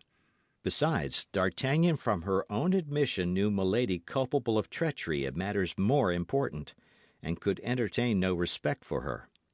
And yet, notwithstanding this want of respect, he felt an uncontrollable passion for this woman boiling in his veins, passion drunk with contempt, but passion or thirst as the reader pleases. D'Artagnan's plan was very simple. By Kitty's chamber he could gain that of her mistress. He would take advantage of the first moment of surprise, shame, and terror to triumph over her. He might fail, but something must be left to chance. In 8 days the campaign would open, and he would be compelled to leave Paris. D'Artagnan had no time for a prolonged love siege. "There," said the young man, handing Kitty the letter sealed. "Give that to Milady. It is the Count's reply." Poor Kitty became as pale as death. She suspected what the letter contained. "Listen, my dear girl," said D'Artagnan. "You cannot but perceive that all this must end, some way or other. Milady may discover that you gave the first billet to my lackey instead of to the Count's; that it is I who have opened the others which ought to have been opened by De Wardes. Milady will then turn you out of doors, and you know she is not the woman to limit her vengeance." "Alas!" said Kitty, "for whom have I exposed myself to all that?" "For me, I well know, my sweet girl," said D'Artagnan. "But I am grateful, I swear to you." "But what does this note contain?" "Milady will tell you." "Ah, you do not love me," cried Kitty, "and I am very wretched." To this reproach there is always one response which deludes women. D'Artagnan replied in such a manner that Kitty remained in her great delusion. Although she cried freely before deciding to transmit the letter to her mistress, she did at last so decide, which was all D'Artagnan wished. Finally, he promised that he would leave her mistress's presence at an early hour that evening, and that when he left the mistress he would ascend with the maid. This promise completed poor Kitty's consolation. End of chapter. Chapter 34 of the Three Musketeers, in which the equipment of Aramis and Porthos is treated of. Since the four friends had been each in search of his equipments, there had been no fixed meeting between them. They dined apart from one another, wherever they might happen to be, and rather where they could. Duty likewise on its part took a portion of that precious time which was gliding away so rapidly. Only they had agreed to meet once a week, about 1 o'clock, at the residence of Athos, seeing that he, in agreement with the vow he had formed, did not pass over the threshold of his door. This day of reunion was the same day as that on which Kitty came to find D'Artagnan. Soon as Kitty left him, D'Artagnan directed his steps toward the Rue Ferou. He found Athos and Aramis philosophizing. Aramis had some slight inclination to resume the cassock. Athos, according to his system, neither encouraged or dissuaded him. Athos believed that everyone should be left to his own free will. He never gave advice but when it was asked, and even then he required to be asked twice. "People in general," he said, "only ask advice not to follow it. Or if they do follow it, it is for the sake of having someone to blame for having given it." Porthos arrived a minute after D'Artagnan. The four friends were reunited. The four countenances expressed four different feelings. That of Porthos, tranquillity. That of D'Artagnan, hope. That of Aramis, uneasiness. That of Athos, carelessness. At the end of a moment's conversation, in which Porthos hinted that a lady of elevated rank had condescended to relieve him from his embarrassment, Mousqueton entered.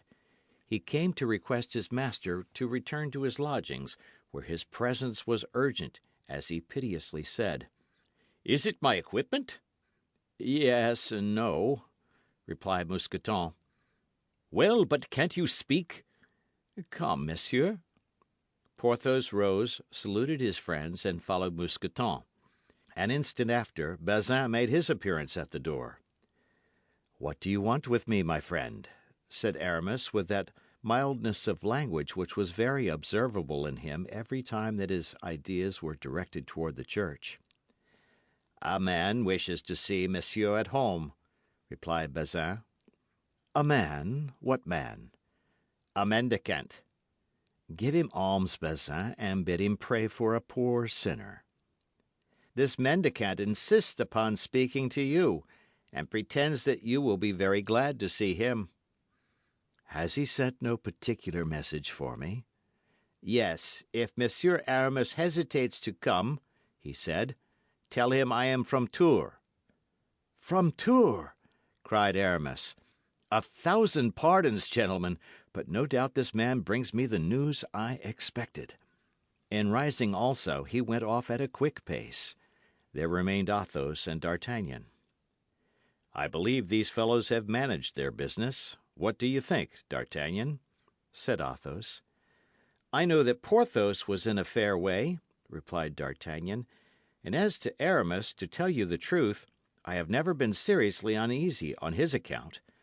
But you, my dear Athos, you who so generously distributed the Englishman's pistoles, which were our legitimate property, what do you mean to do?" "I am satisfied with having killed that fellow, my boy, seeing that it is blessed bread to kill an Englishman. But if I had pocketed his pistoles, they would have weighed me down like a remorse." "Go to, my dear Athos, you have truly inconceivable ideas." "Let it pass. What do you think of Monsieur de Tréville telling me, when he did me the honour to call upon me yesterday, that you associated with the suspected English whom the cardinal protects?" "That is to say, I visit an English woman, the one I named." "Oh, ay, the fair woman on whose account I gave you advice, which, naturally, you took care not to adopt?" "I gave you my reasons." "Yes, you look there for your outfit, I think you said." "Not at all. I have acquired certain knowledge that that woman was concerned in the abduction of Madame Bonacieux." "Yes, I understand now. To find one woman, you court another. It is the longest road, but certainly the most amusing." D'Artagnan was on the point of telling Athos all, but one consideration restrained him. Athos was a gentleman, punctilious in points of honour, and there were in the plan which our lover had devised for Milady, he was sure, certain things that would not obtain the assent of this Puritan. He was therefore silent, and as Athos was the least inquisitive of any man on earth, D'Artagnan's confidence stopped there. We will therefore leave the two friends, who had nothing important to say to each other, and follow Aramis. Upon being informed that the person who wanted to speak to him came from Tours, we have seen with what rapidity the young man followed, or rather went before, Bazin. He ran without stopping from the Rue Ferrou to the Rue de Vaugirard. On entering, he found a man of short stature and intelligent eyes, but covered with rags. "You have asked for me?" said the Musketeer. "I wish to speak with Monsieur Aramis. Is that your name, monsieur?" "My very own. You have brought me something?" "Yes, if you show me a certain embroidered handkerchief." "Here it is," said Aramis, taking a small key from his breast and opening a little ebony box inlaid with mother of pearl. "Here it is. Look." "That is right," replied the mendicant. "Dismiss your lackey." In fact, Bazin, curious to know what the mendicant could want with his master, kept pace with him as well as he could, and arrived almost at the same time he did. But his quickness was not of much use to him. At the hint from the mendicant his master made him a sign to retire, and he was obliged to obey. Bazin gone, the mendicant cast a rapid glance around him in order to be sure that nobody could either see or hear him, and opening his ragged vest, badly held together by a leather strap, he began to rip the upper part of his doublet, from which he drew a letter. Aramis uttered a cry of joy at the sight of the seal, kissed the superscription with an almost religious respect, and opened the epistle, which contained what follows. "My friend, it is the will of fate that we should be still for some time separated, but the delightful days of youth are not lost beyond return. Perform your duty in camp. I will do mine elsewhere. Accept that which the bearer brings you. Make the campaign like a handsome, true gentleman, and think of me, who kisses tenderly your black eyes. Adieu, or rather, au revoir." The mendicant continued to rip his garments, and drew from amid his rags 150 Spanish double pistoles, which he laid down on the table. Then he opened the door, bowed, and went out before the young man, stupefied by his letter, had ventured to address a word to him. Aramis then reperused the letter and perceived a postscript. "P.S. You may behave politely to the bearer, who is a count and a grandee of Spain." "Golden dreams!" cried Aramis. "Oh, beautiful life! Yes, we are young. Yes, we shall yet have happy days. My love, my blood, my life, all are thine, my adored mistress." And he kissed the letter with passion, without even vouchsafing a look at the gold which sparkled on the table. Bazin scratched at the door, and as Aramis had no longer any reason to exclude him, he bade him come in. Bazin was stupefied at the sight of the gold, and forgot that he came to announce D'Artagnan, who, curious to know who the mendicant could be, came to Aramis on leaving Athos. Now, as D'Artagnan used no ceremony with Aramis, seeing that Bazin forgot to announce him, he announced himself. "The devil, my dear Aramis," said D'Artagnan, "if these are the prunes that are sent to you from Tours, I beg you will make my compliments to the gardener who gathers them." "You are mistaken, friend D'Artagnan," said Aramis, always on his guard. "This is from my publisher, who has just sent me the price of that poem in one-syllable verse which I began yonder." "Ah, indeed," said D'Artagnan. "Well, your publisher is very generous, my dear Aramis, that's all I can say." "How, monsieur?" cried Bazin. "A poem sells so dear as that? It is incredible. Oh, monsieur, you can write as much as you like. You may become equal to Monsieur de Voiture and Monsieur de Benserade. I like that. A poet is as good as an abbe. Ah, Monsieur Aramis, become a poet, I beg of you." "Bazin, my friend," said Aramis, "I believe you meddle with my conversation." Bazin perceived he was wrong. He bowed and went out. "Ah," said D'Artagnan, with a smile, "you sell your productions at their weight in gold. You are very fortunate, my friend, but take care, or you will lose that letter which is peeping from your doublet, and which also comes, no doubt, from your publisher." Aramis blushed to the eyes, crammed in the letter, and rebuttoned his doublet. "My dear D'Artagnan," said he, "if you please, we will join our friends. As I am rich, we will today begin to dine together again, expecting that you will be rich in your turn." "My faith," said D'Artagnan with great pleasure, "it is long since we have had a good dinner, and I, for my part, have a somewhat hazardous expedition for this evening, and shall not be sorry, I confess, to fortify myself with a few glasses of good old Burgundy." "Agreed as to the old Burgundy. I have no objection to that," said Aramis, from whom the letter and the gold had removed, as by magic, his ideas of conversion. And having put 3 or 4 double pistoles into his pocket to answer the needs of the moment, he placed the others in the ebony box, inlaid with mother of pearl, in which was the famous handkerchief which served him as a talisman. The two friends repaired to Athos's, and he, faithful to his vow of not going out, took upon him to order dinner to be brought to them. As he was perfectly acquainted with the details of gastronomy, D'Artagnan and Aramis made no objection to abandoning this important care to him.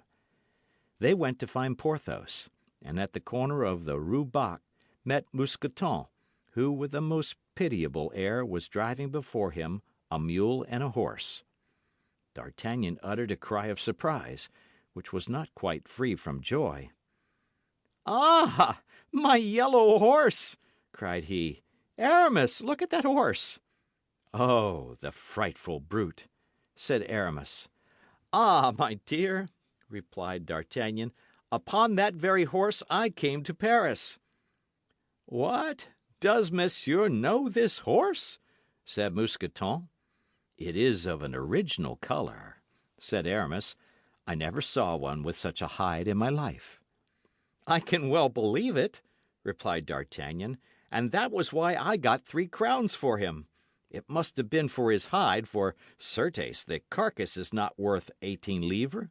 But how did this horse come into your hands, Mousqueton?" "Pray," said the lackey, "say nothing about it, monsieur. It is a frightful trick of the husband of our duchess." "How is that, Mousqueton?" "Why, we are looked upon with a rather favourable eye by a lady of quality, the Duchesse de— but your pardon, my master has commanded me to be discreet.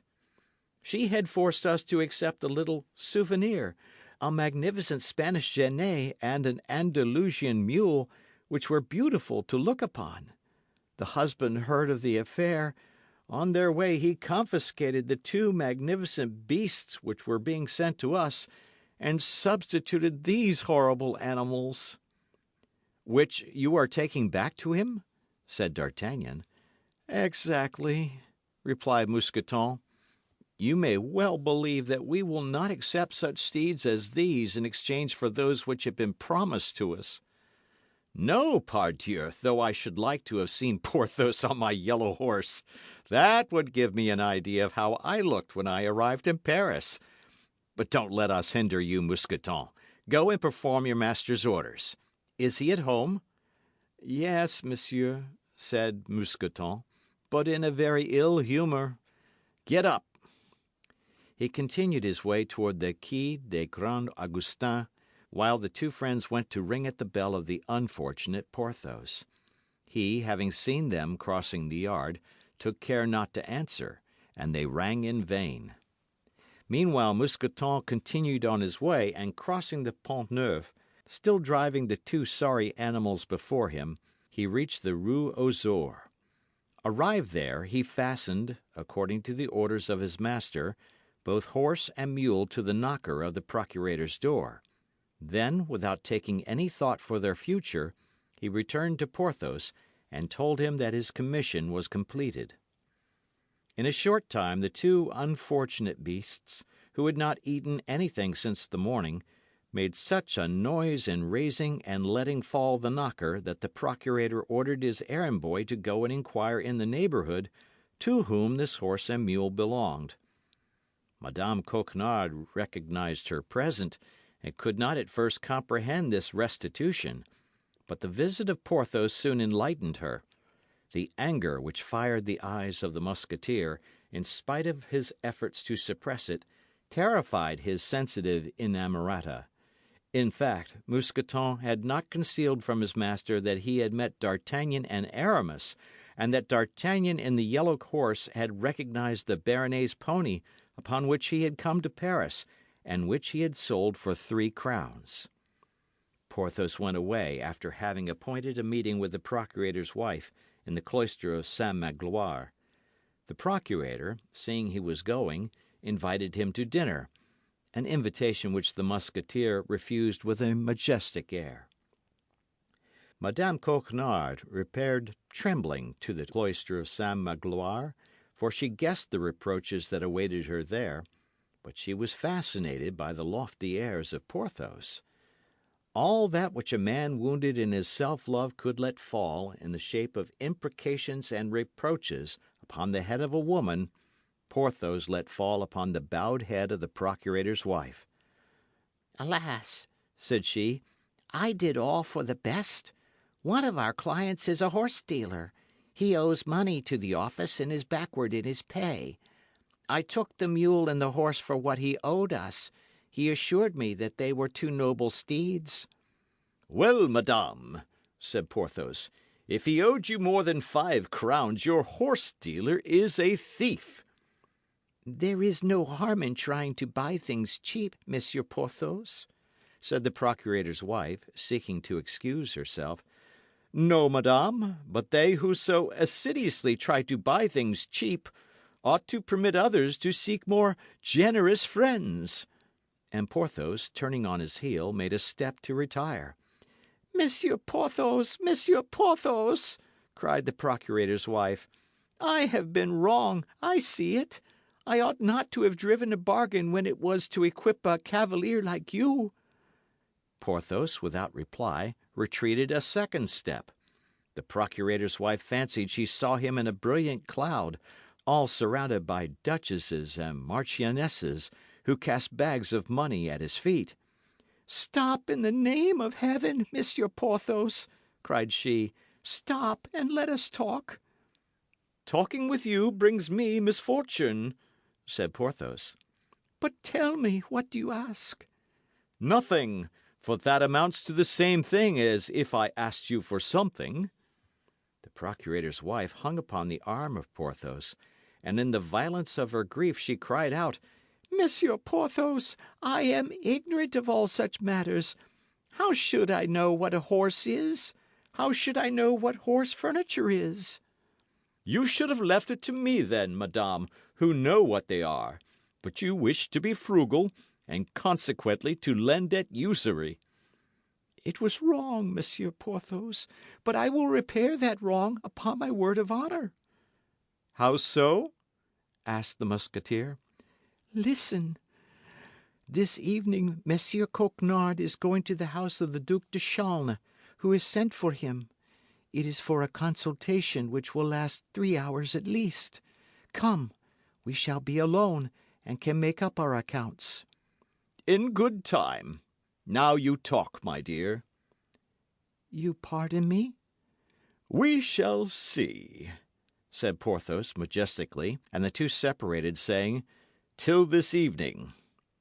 The devil, thought Porthos, as he walked away. It appears I am getting nearer to Monsieur Coquenard's strong box at last. End of chapter. Chapter 35 of the Three Musketeers.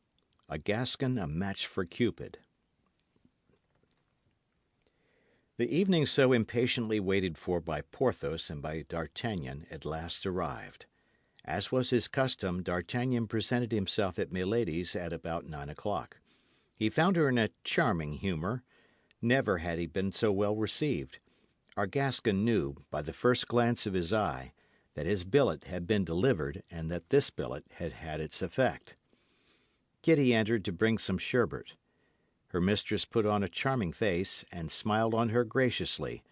But alas, the poor girl was so sad that she did not even notice Milady's condescension.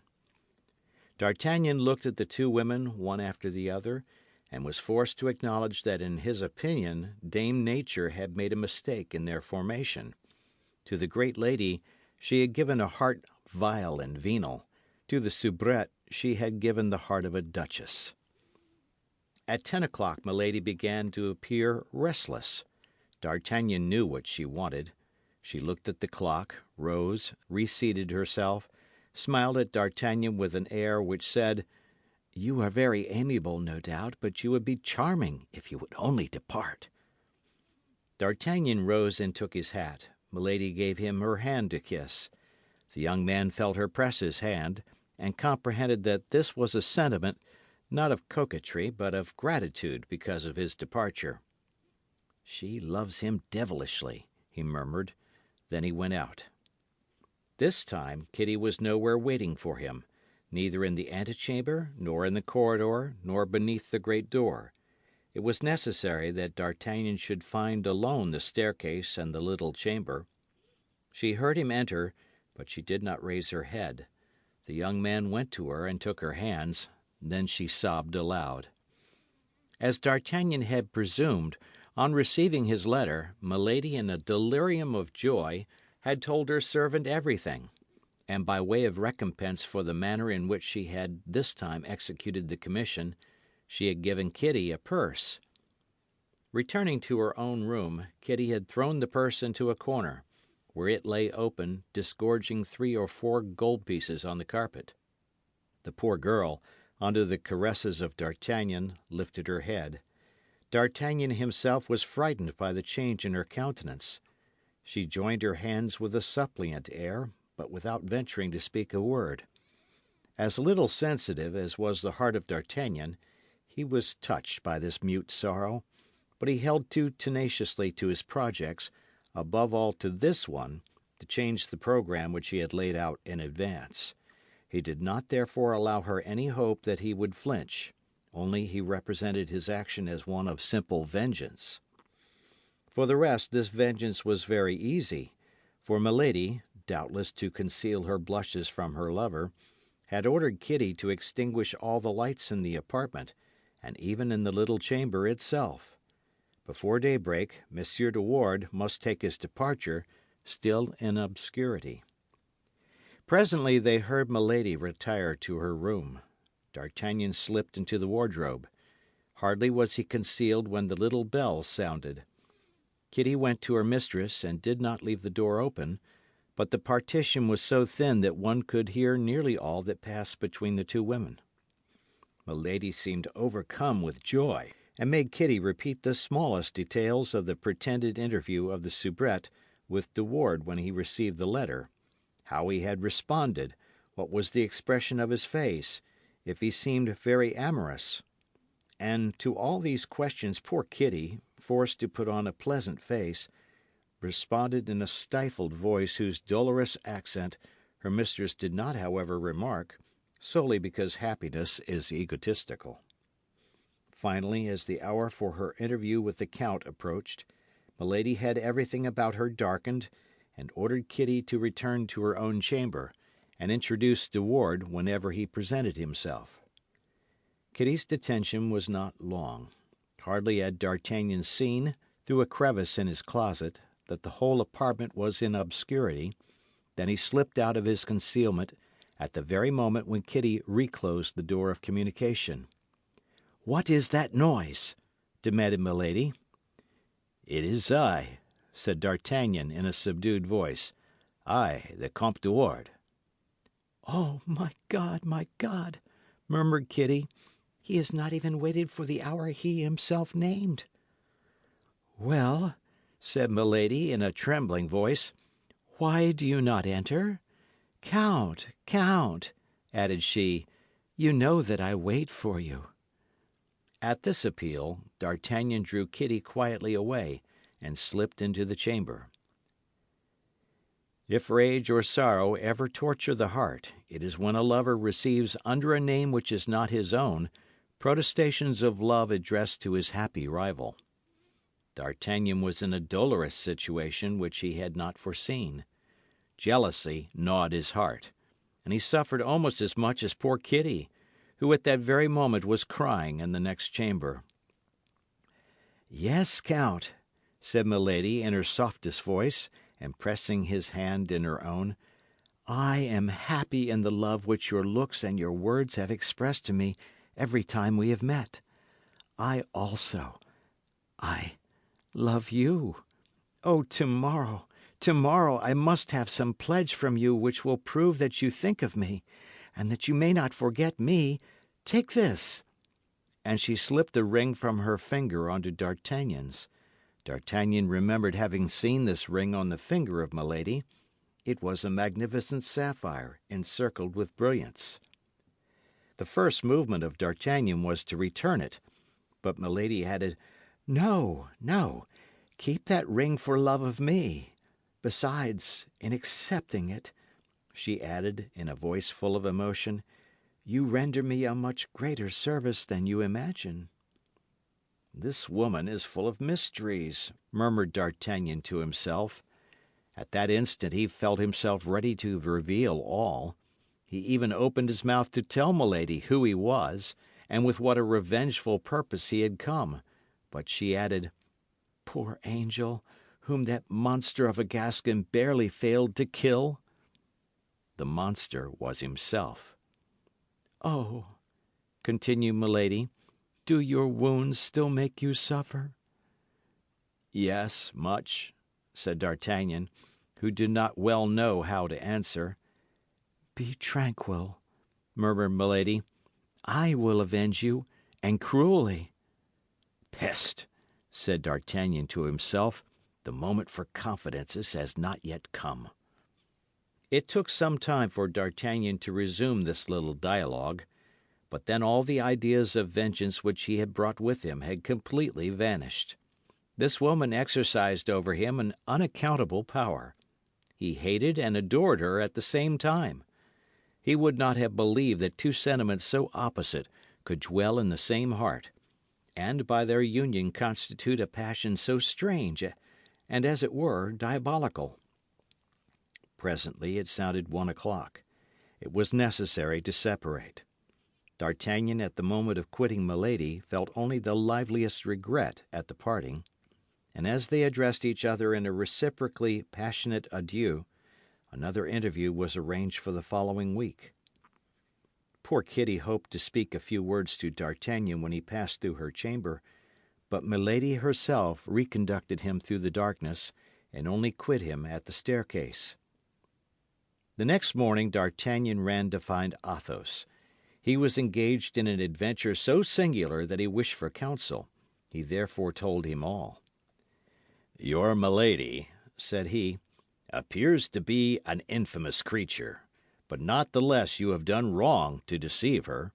In one fashion or another you have a terrible enemy on your hands.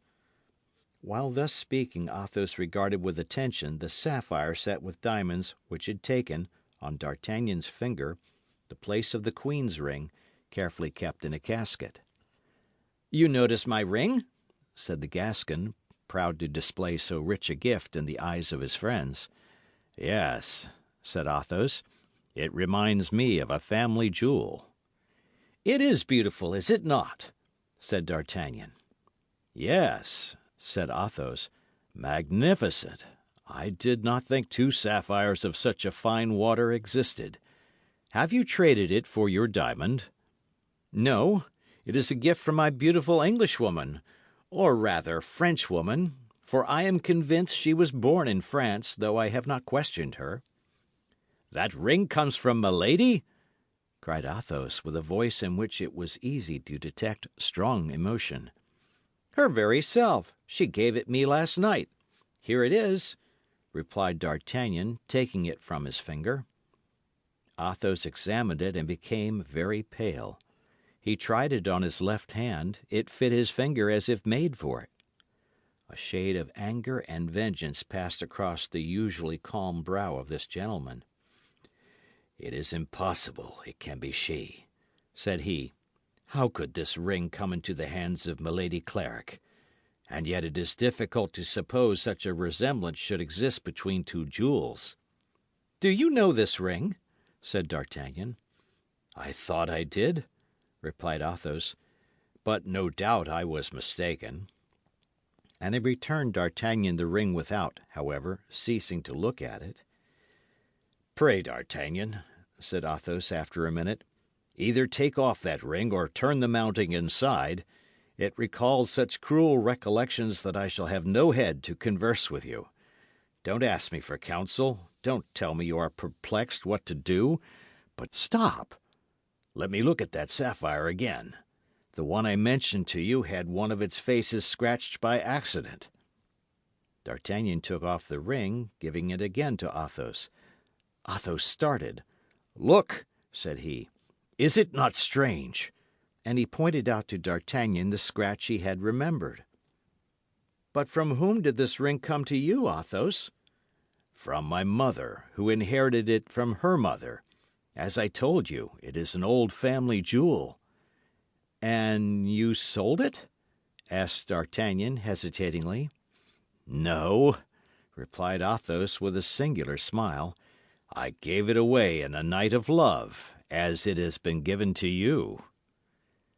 D'Artagnan became pensive in his turn. It appeared as if there were abysses in Milady's soul whose depths were dark and unknown.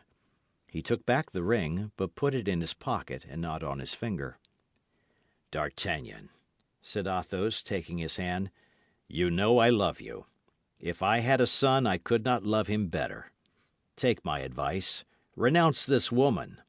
I do not know her, but a sort of intuition tells me she is a lost creature, and that there is something fatal about her. You are right, said D'Artagnan. I will have done with her. I own that this woman terrifies me. Shall you have the courage? Said Athos. I shall, replied D'Artagnan, and instantly. In truth, my young friend, you will act rightly, said the gentleman, pressing the Gascon's hand with an affection almost paternal. And God grant that this woman, who has scarcely entered into your life, may not leave a terrible trace in it. And Athos bowed to D'Artagnan like a man who wishes it understood that he would not be sorry to be left alone with his thoughts. On reaching home, D'Artagnan found Kitty waiting for him.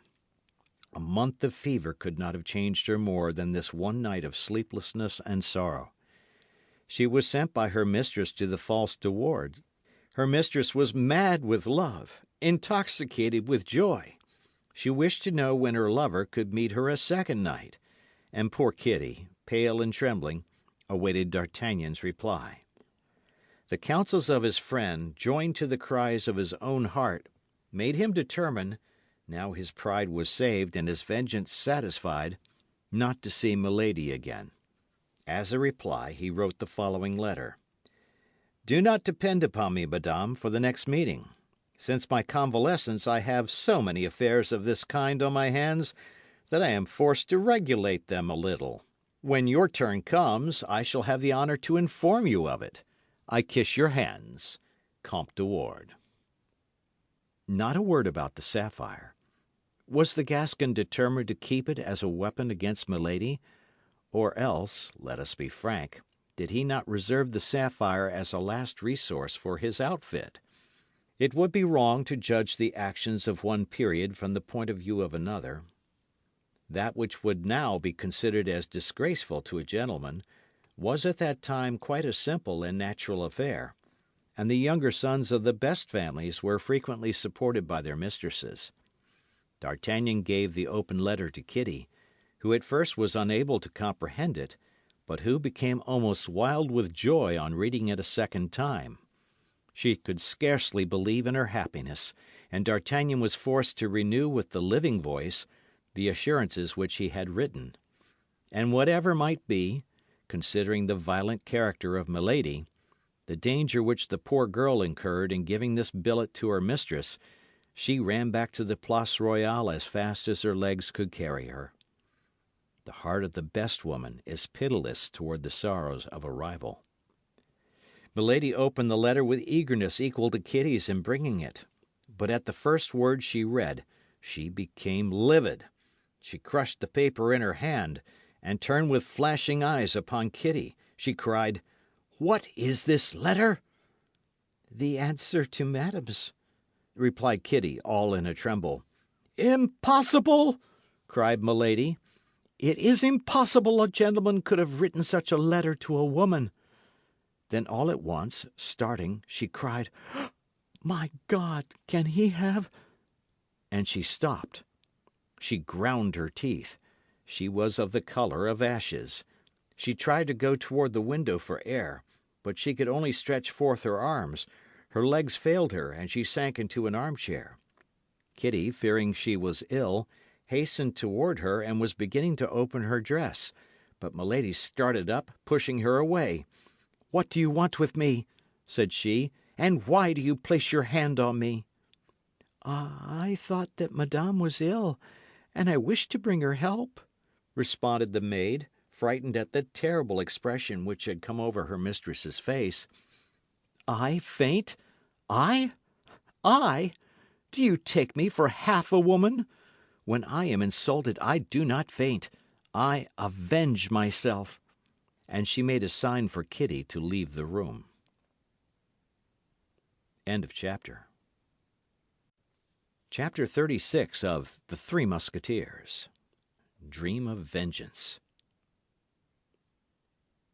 That evening Milady gave orders that when Monsieur d'Artagnan came as usual, he should be immediately admitted. But he did not come. The next day Kitty went to see the young man again, and related to him all that had passed on the preceding evening. D'Artagnan smiled. This jealous anger of Milady was his revenge. That evening Milady was still more impatient than on the preceding evening. She renewed the order relative to the Gascon, but as before she expected him in vain. The next morning, when Kitty presented herself at D'Artagnan's, she was no longer joyous and alert as on the two preceding days, but on the contrary, sad as death. D'Artagnan asked the poor girl what was the matter with her, but she, as her only reply, drew a letter from her pocket and gave it to him. This letter was in Milady's handwriting, only this time it was addressed to Monsieur d'Artagnan, and not to Monsieur de Wardes. He opened it and read as follows: Monsieur d'Artagnan, it is wrong thus to neglect your friends, particularly at the moment you are about to leave them for so long a time. My brother-in-law and myself expected you yesterday and the day before, but in vain. Will it be the same this evening? Your very grateful, Milady Clarik. That's all very simple, said D'Artagnan. I expected this letter. My credit rises by the fall of that of Comte de Wardes. And will you go? asked Kitty. Listen to me, my dear girl, said the Gascon, who sought for an excuse in his own eyes for breaking the promise he had made Athos. You must understand it would be impolitic not to accept such a positive invitation. Milady, not seeing me come again, would not be able to understand what could cause the interruption of my visits, and might suspect something. Who could say how far the vengeance of such a woman would go? Oh, my God, said Kitty. You know how to represent things in such a way that you are always in the right. You are going now to pay your court to her again, and if this time you succeed in pleasing her in your own name and with your own face, it will be much worse than before. Instinct made poor Kitty guess a part of what was to happen. D'Artagnan reassured her as well as he could, and promised to remain insensible to the seductions of Milady. He desired Kitty to tell her mistress that he could not be more grateful for her kindnesses than he was, and that he would be obedient to her orders. He did not dare to write for fear of not being able, to such experienced eyes as those of Milady, to disguise his writing sufficiently. As 9 o'clock sounded, D'Artagnan was at the Place Royale. It was evident that the servants who waited in the antechamber were warned, for as soon as D'Artagnan appeared, before even he had asked if Milady were visible, one of them ran to announce him. "Show him in," said Milady in a quick tone, but so piercing that D'Artagnan heard her in the antechamber. He was introduced. I am at home to nobody, said Milady. Observe, to nobody. The servant went out. D'Artagnan cast an inquiring glance at Milady. She was pale, and looked fatigued, either from tears or want of sleep. The number of lights had been intentionally diminished, but the young woman could not conceal the traces of the fever which had devoured her for 2 days. D'Artagnan approached her with his usual gallantry. She then made an extraordinary effort to receive him, but never did a more distressed countenance give the lie to a more amiable smile.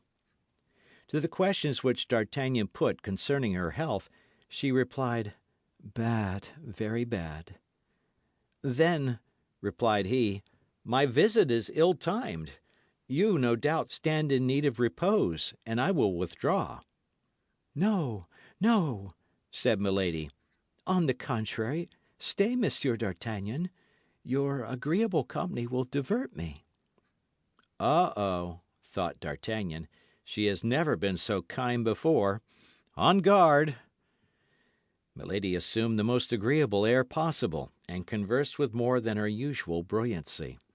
At the same time the fever, which for an instant abandoned her, returned to give lustre to her eyes, colour to her cheeks, and vermilion to her lips.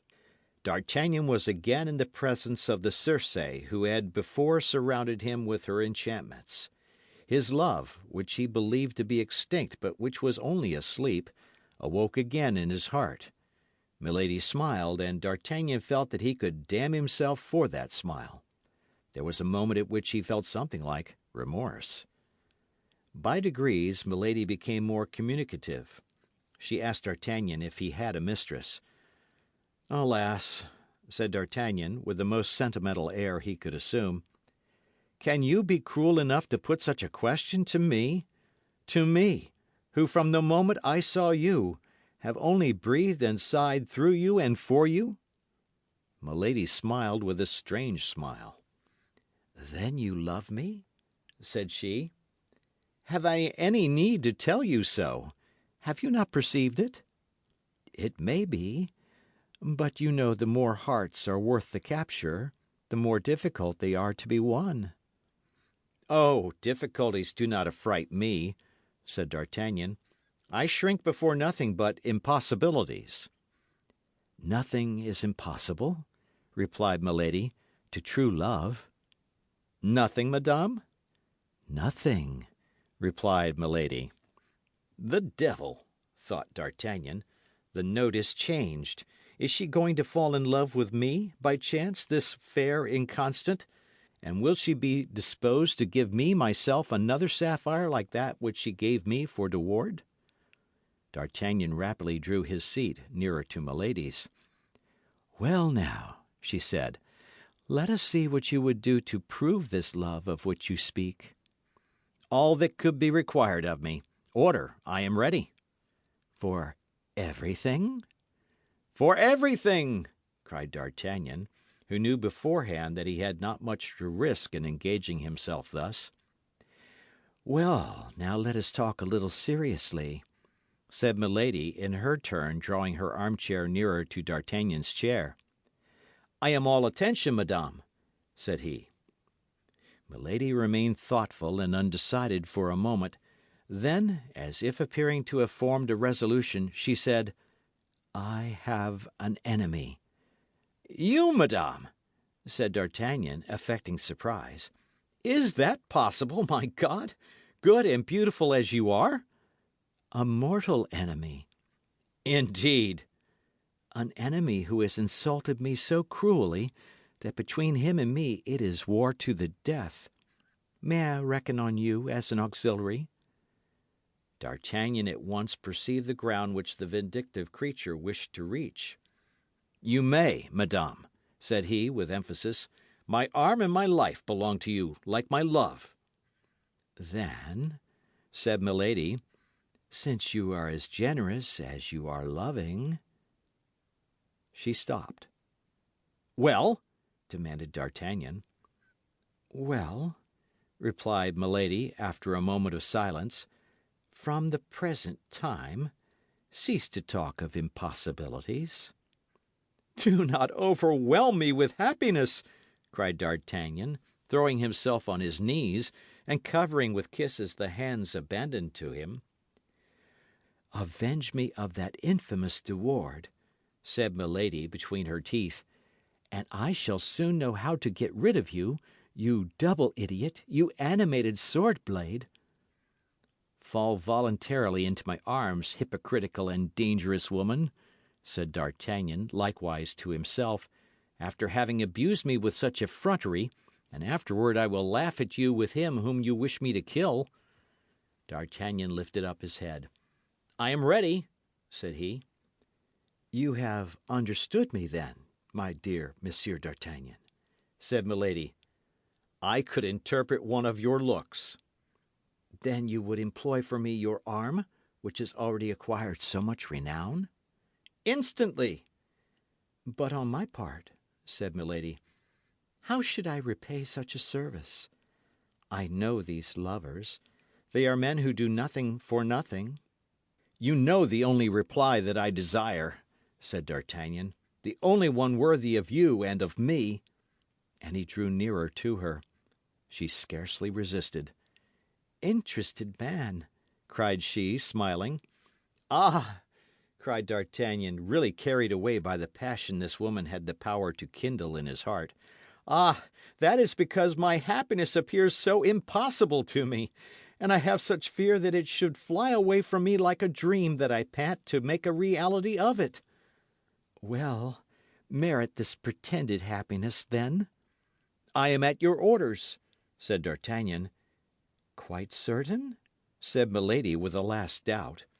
"Only name to me the base man that has brought tears into your beautiful eyes." "Who told you that I have been weeping?" said she.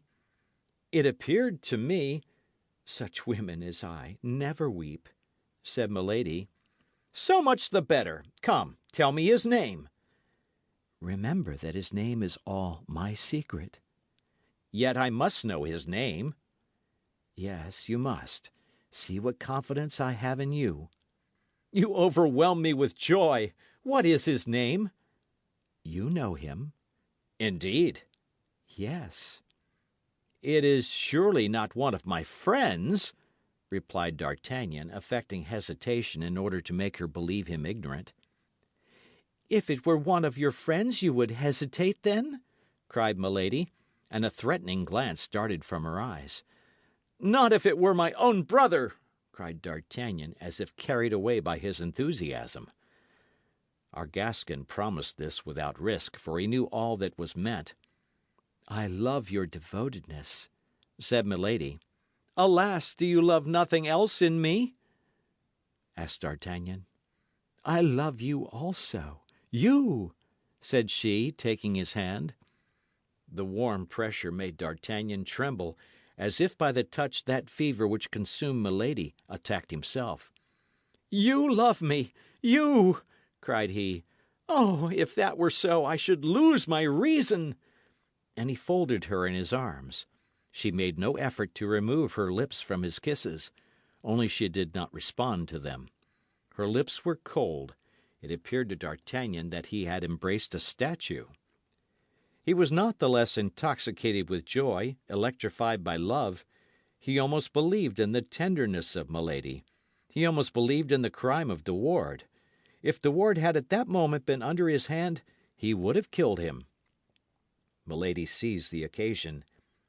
"His name is," said she in her turn. "De Ward! I know it!" cried D'Artagnan. "And how do you know it?" asked Milady, seizing both his hands and endeavouring to read with her eyes to the bottom of his heart. D'Artagnan felt he had allowed himself to be carried away and that he had committed an error. "Tell me, tell me, tell me, I say," repeated Milady.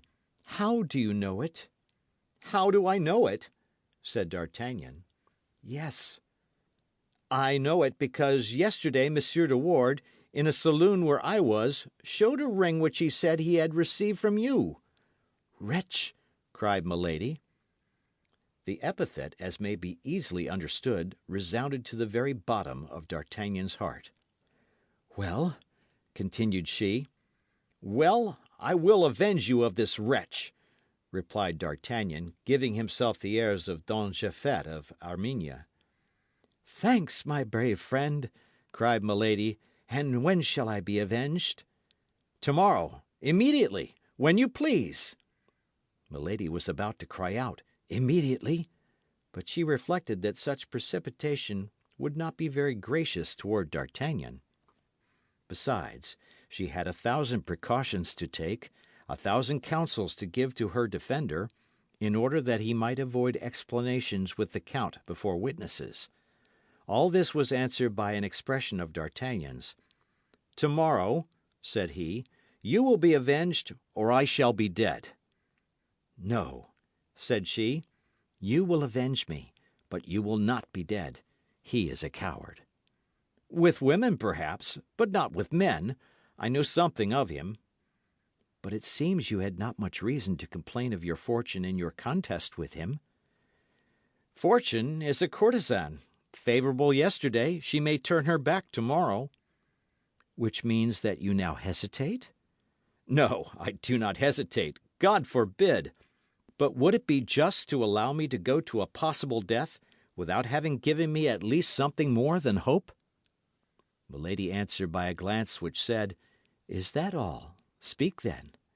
And then accompanying the glance with explanatory words, "That is but too just," said she tenderly. "Oh, you are an angel!" exclaimed the young man. "Then all is agreed?" said she. "Except that which I ask of you, dear love." "But when I assure you that you may rely on my tenderness?" "I cannot wait till tomorrow." "Silence! I hear my brother. It will be useless for him to find you here." She rang the bell, and Kitty appeared. "Go out this way," said she, opening a small private door, "and come back at 11 o'clock. We will then terminate this conversation. Kitty will conduct you to my chamber." The poor girl almost fainted at hearing these words. "Well, mademoiselle, what are you thinking about, standing there like a statue? Do as I bid you. Show the chevalier out, and this evening at 11 o'clock. You have heard what I said." It appears that these appointments are all made for 11 o'clock, thought D'Artagnan. That's a settled custom. Milady held out her hand to him, which he kissed tenderly. "But," said he, as he retired as quickly as possible from the reproaches of Kitty, "I must not play the fool. This woman is certainly a great liar. I must take care." End of chapter. Chapter 37 of The Three Musketeers. Milady's Secret. D'Artagnan left the hotel instead of going up at once to Kitty's chamber, as she endeavoured to persuade him to do, and that for two reasons. The first, because by this means he should escape reproaches, recriminations, and prayers. The second, because he was not sorry to have an opportunity of reading his own thoughts and endeavouring, if possible, to fathom those of this woman. What was most clear in the matter was that D'Artagnan loved Milady like a madman, and that she did not love him at all. In an instant D'Artagnan perceived that the best way in which he could act would be to go home and write Milady a long letter, in which he would confess to her that he and De Wardes were, up to the present moment, absolutely the same, and that consequently he could not undertake, without committing suicide, to kill the Comte de Wardes. But he also was spurred on by a ferocious desire of vengeance. He wished to subdue this woman in his own name, and as this vengeance appeared to him to have a certain sweetness in it, he could not make up his mind to renounce it. He walked 6 or 7 times round the Place Royale, turning at every 10 steps to look at the light in Milady's apartment, which was to be seen through the blinds. It was evident that this time the young woman was not in such haste to retire to her apartment as she had been the first. At length the light disappeared. With this light was extinguished the last irresolution in the heart of D'Artagnan. He recalled to his mind the details of the first night, and with a beating heart and a brain on fire, he re-entered the hotel and flew toward Kitty's chamber. The poor girl, pale as death and trembling in all her limbs, wished to delay her lover, but Milady, with her ear on the watch, had heard the noise D'Artagnan had made, and opening the door, said, "Come in." All this was of such incredible immodesty, of such monstrous effrontery, that D'Artagnan could scarcely believe what he saw or what he heard. He imagined himself to be drawn into one of those fantastic intrigues one meets in dreams. He, however, darted not the less quickly toward Milady, yielding to that magnetic attraction which the lodestone exercises over iron. As the door closed after them, Kitty rushed toward it. Jealousy, fury, offended pride, all the passions, in short, that dispute the heart of an outraged woman in love, urged her to make a revelation. But she reflected that she would be totally lost if she confessed having assisted in such a machination, and above all, that D'Artagnan would also be lost to her forever. This last thought of love counselled her to make this last sacrifice. D'Artagnan, on his part, had gained the summit of all his wishes. It was no longer a rival who was beloved, it was himself who was apparently beloved. A secret voice whispered to him, at the bottom of his heart, that he was but an instrument of vengeance, that he was only caressed till he had given death. But pride, but self-love, but madness silenced this voice and stifled its murmurs. And then our Gascon, with that large quantity of conceit which we know he possessed, compared himself with De Wardes, and asked himself why, after all, he should not be beloved for himself. He was absorbed entirely by the sensations of the moment. Milady was no longer for him that woman of fatal intentions who had for a moment terrified him. She was an ardent, passionate mistress, abandoning herself to love which she also seemed to feel. 2 hours thus glided away. When the transports of the two lovers were calmer, Milady, who had not the same motives for forgetfulness that D'Artagnan had, was the first to return to reality, and asked the young man if the means which were on the morrow to bring on the encounter between him and De Wardes were already arranged in his mind. But D'Artagnan, whose ideas had taken quite another course, forgot himself like a fool, and answered gallantly that it was too late to think about duels and sword thrusts. This coldness toward the only interests that occupied her mind terrified Milady, whose questions became more pressing. Then D'Artagnan, who had never seriously thought of this impossible duel, endeavoured to turn the conversation. But he could not succeed. Milady kept him within the limits she had traced beforehand, with her irresistible spirit and her iron will. D'Artagnan fancied himself very cunning when advising Milady to renounce, by pardoning De Wardes, the furious projects she had formed. But at the first word the young woman started, and exclaimed in a sharp, bantering tone, which sounded strangely in the darkness, "Are you afraid, dear Monsieur d'Artagnan?" "You cannot think so, dear love," replied D'Artagnan. "But now, suppose this poor Comte de Wardes were less guilty than you think him." "At all events," said Milady seriously, "he has deceived me, and from the moment he deceived me, he merited death." "He shall die, then, since you condemn him," said D'Artagnan, in so firm a tone that it appeared to Milady an undoubted proof of devotion. This reassured her. We cannot say how long the night seemed to Milady, but D'Artagnan believed it to be hardly 2 hours before the daylight peeped through the window blinds, and invaded the chamber with its paleness. Seeing D'Artagnan about to leave her, Milady recalled his promise to avenge her on the Comte de Wardes. "I am quite ready," said D'Artagnan, "but in the first place I should like to be certain of one thing." "And what is that?" asked Milady. "That is, whether you really love me." "I have given you proof of that, it seems to me." "And I am yours, body and soul." "Thanks, my brave lover, but as you are satisfied of my love, you must in your turn satisfy me of yours. Is it not so?" "Certainly. But if you love me as much as you say," replied D'Artagnan, "do you not entertain a little fear on my account?" "What have I to fear?" "Why, that I might be dangerously wounded, killed even." "Impossible!" cried Milady. "You are such a valiant man, and such an expert swordsman." "You would not, then, prefer a method," resumed D'Artagnan, "which would equally avenge you while rendering the combat useless?" Milady looked at her lover in silence.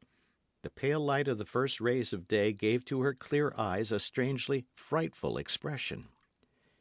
"Really," said she, "I believe you now begin to hesitate." "No, I do not hesitate. But I really pity this poor Comte de Ward, since you have ceased to love him. I think that a man must be so severely punished by the loss of your love that he stands in need of no other chastisement." "Who told you that I loved him?" asked Milady sharply. "At least, I am now at liberty to believe, without too much fatuity, that you love another," said the young man in a caressing tone, "and I repeat that I am really interested for the Count." "You?" asked Milady. "Yes, I." "And why you?"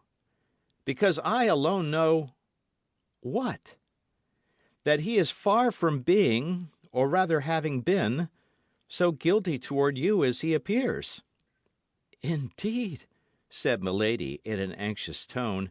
"Explain yourself, for I really cannot tell what you mean."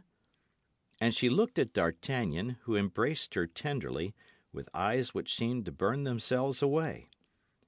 "Yes, I am a man of honour," said D'Artagnan, determined to come to an end. "And since your love is mine, and I am satisfied I possess it, for I do possess it, do I not?" "Entirely. Go on." "Well, I feel as if transformed. A confession weighs on my mind." "A confession?"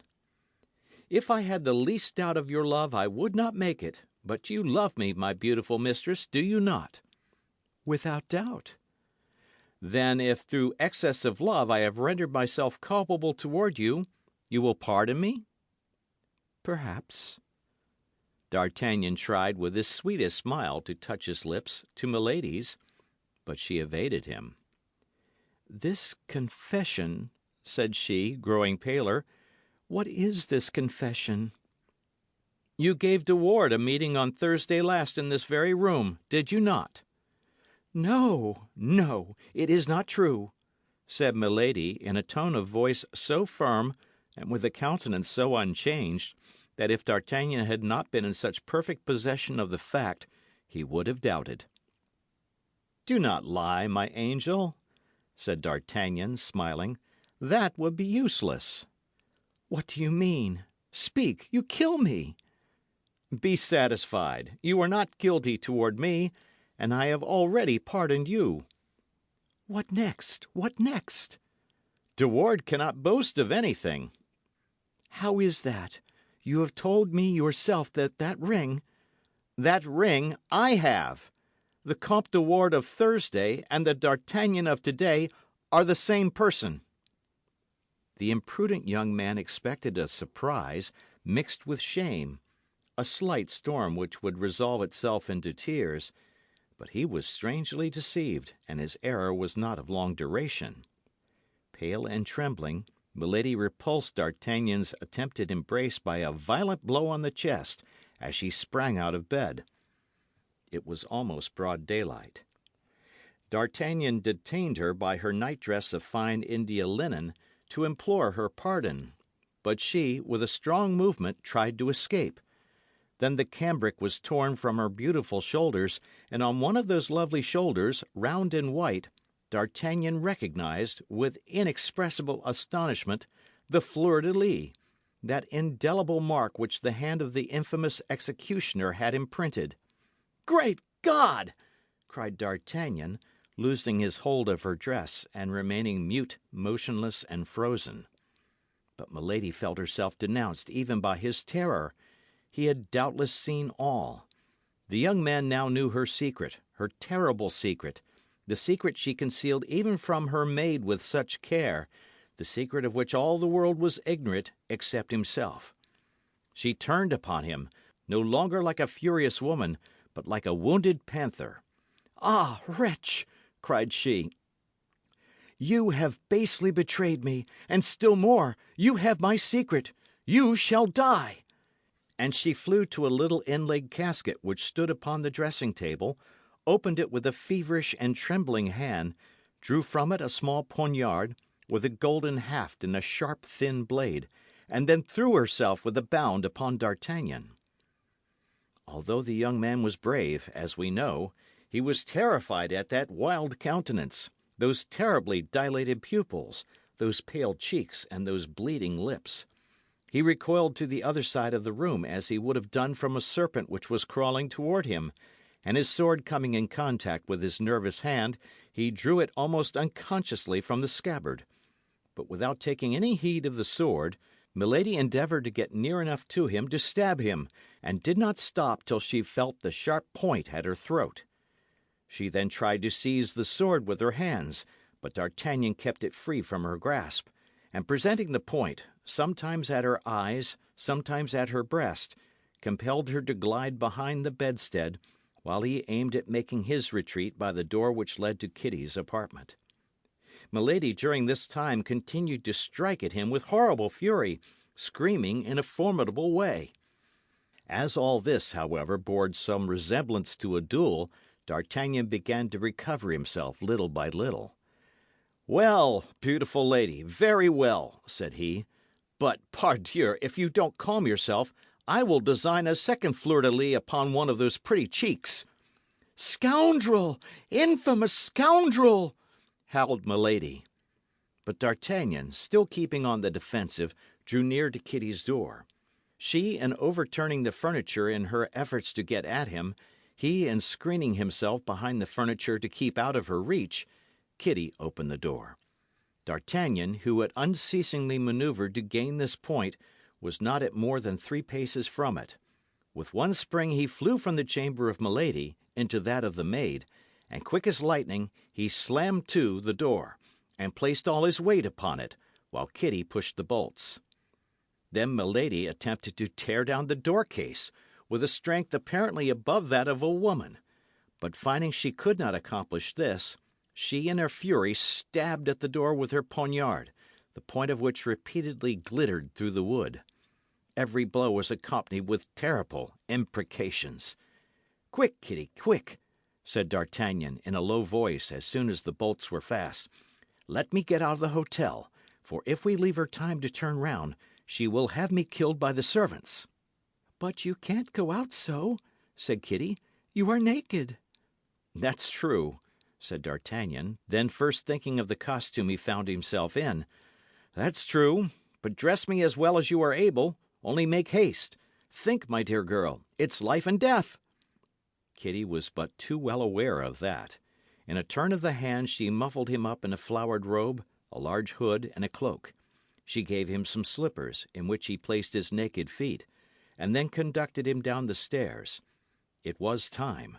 Milady had already rung her bell and roused the whole hotel. The porter was drawing the cord at the moment Milady cried from her window, "Don't open!" The young man fled while she was still threatening him with an impotent gesture. The moment she lost sight of him, Milady tumbled fainting into her chamber. End of chapter. Chapter 38 of the Three Musketeers. How, without incommoding himself, Athos procures his equipment. D'Artagnan was so completely bewildered that without taking any heed of what might become of Kitty, he ran at full speed across half Paris, and did not stop till he came to Athos's door.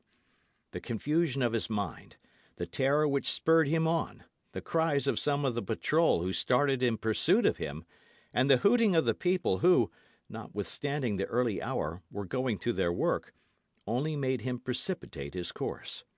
He crossed the court, ran up the 2 flights to Athos's apartment, and knocked at the door enough to break it down. Grimaud came, rubbing his half-open eyes, to answer this noisy summons, and D'Artagnan sprang with such violence into the room as nearly to overturn the astonished lackey. In spite of his habitual silence, the poor lad this time found his speech. "Hollo, there!" cried he. "What do you want, you strumpet? What's your business here, you hussy?" D'Artagnan threw off his hood, and disengaged his hands from the fold of the cloak. At sight of the moustaches and the naked sword, the poor devil perceived he had to deal with a man. He then concluded it must be an assassin. "Help! Murder! Help!" cried he. "Hold your tongue, you stupid fellow!" said the young man. "I am D'Artagnan. Don't you know me? Where is your master?" "You, Monsieur d'Artagnan!" cried Grimaud. "Impossible!" "Grimaud," said Athos, coming out of his apartment in a dressing gown. "Grimaud, I thought I heard you permitting yourself to speak." "Ah, monsieur, it is— Silence!" Grimaud contented himself with pointing D'Artagnan out to his master with his finger. Athos recognised his comrade, and, phlegmatic as he was, he burst into a laugh which was quite excused by the strange masquerade before his eyes. Petticoats falling over his shoes, sleeves tucked up, and moustaches stiff with agitation. "Don't laugh, my friend!" cried D'Artagnan. "For heaven's sake, don't laugh, for upon my soul it is no laughing matter." And he pronounced these words with such a solemn air and with such a real appearance of terror that Athos eagerly seized his hand, crying, "Are you wounded, my friend? How pale you are!" "No, but I have just met with a terrible adventure. Are you alone, Athos?" "Parbleu, whom do you expect to find with me at this hour?" "Well, well!" And D'Artagnan rushed into Athos's chamber. "Come, speak," said the latter, closing the door and bolting it, that they might not be disturbed. "Is the king dead? Have you killed the cardinal? You are quite upset. Come, come, tell me. I am dying with curiosity and uneasiness." "Athos," said D'Artagnan, getting rid of his female garments and appearing in his shirt, "prepare yourself to hear an incredible, an unheard of story." "Well, but put on this dressing gown first," said the Musketeer to his friend. D'Artagnan donned the robe as quickly as he could, mistaking one sleeve for the other, so greatly was he still agitated. "Well?" said Athos. "Well," replied D'Artagnan, bending his mouth to Athos's ear and lowering his voice, "Milady is marked with a fleur-de-lis upon her shoulder." "Ah!" cried the Musketeer, as if he had received a ball in his heart. "Let us see," said D'Artagnan. "Are you sure that the other is dead?" "The other?" said Athos, in so stifled a voice that D'Artagnan scarcely heard him. "Yes, she of whom you told me one day at Amiens." Athos uttered a groan, and let his head sink on his hands. "This is a woman of 26 or 28 years." "Fair," said Athos, "is she not?" "Very." "Blue and clear eyes, of a strange brilliancy, with black eyelids and eyebrows?" "Yes." "Tall, well made. She has lost a tooth next to the eye tooth on the left." "Yes." "The fleur-de-lis is small, rosy in colour, and looks as if efforts had been made to efface it by the application of poultices." "Yes." "But you say she is English." "She is called Milady, but she may be French. Lord de Winter is only her brother-in-law." "I will see her, D'Artagnan." "Beware, Athos, beware. You tried to kill her. She is a woman to return you the like, and not to fail." "She will not dare to say anything. That would be to denounce herself." "She is capable of anything or everything. Did you ever see her furious?" "No," said Athos. "A tigress, a panther!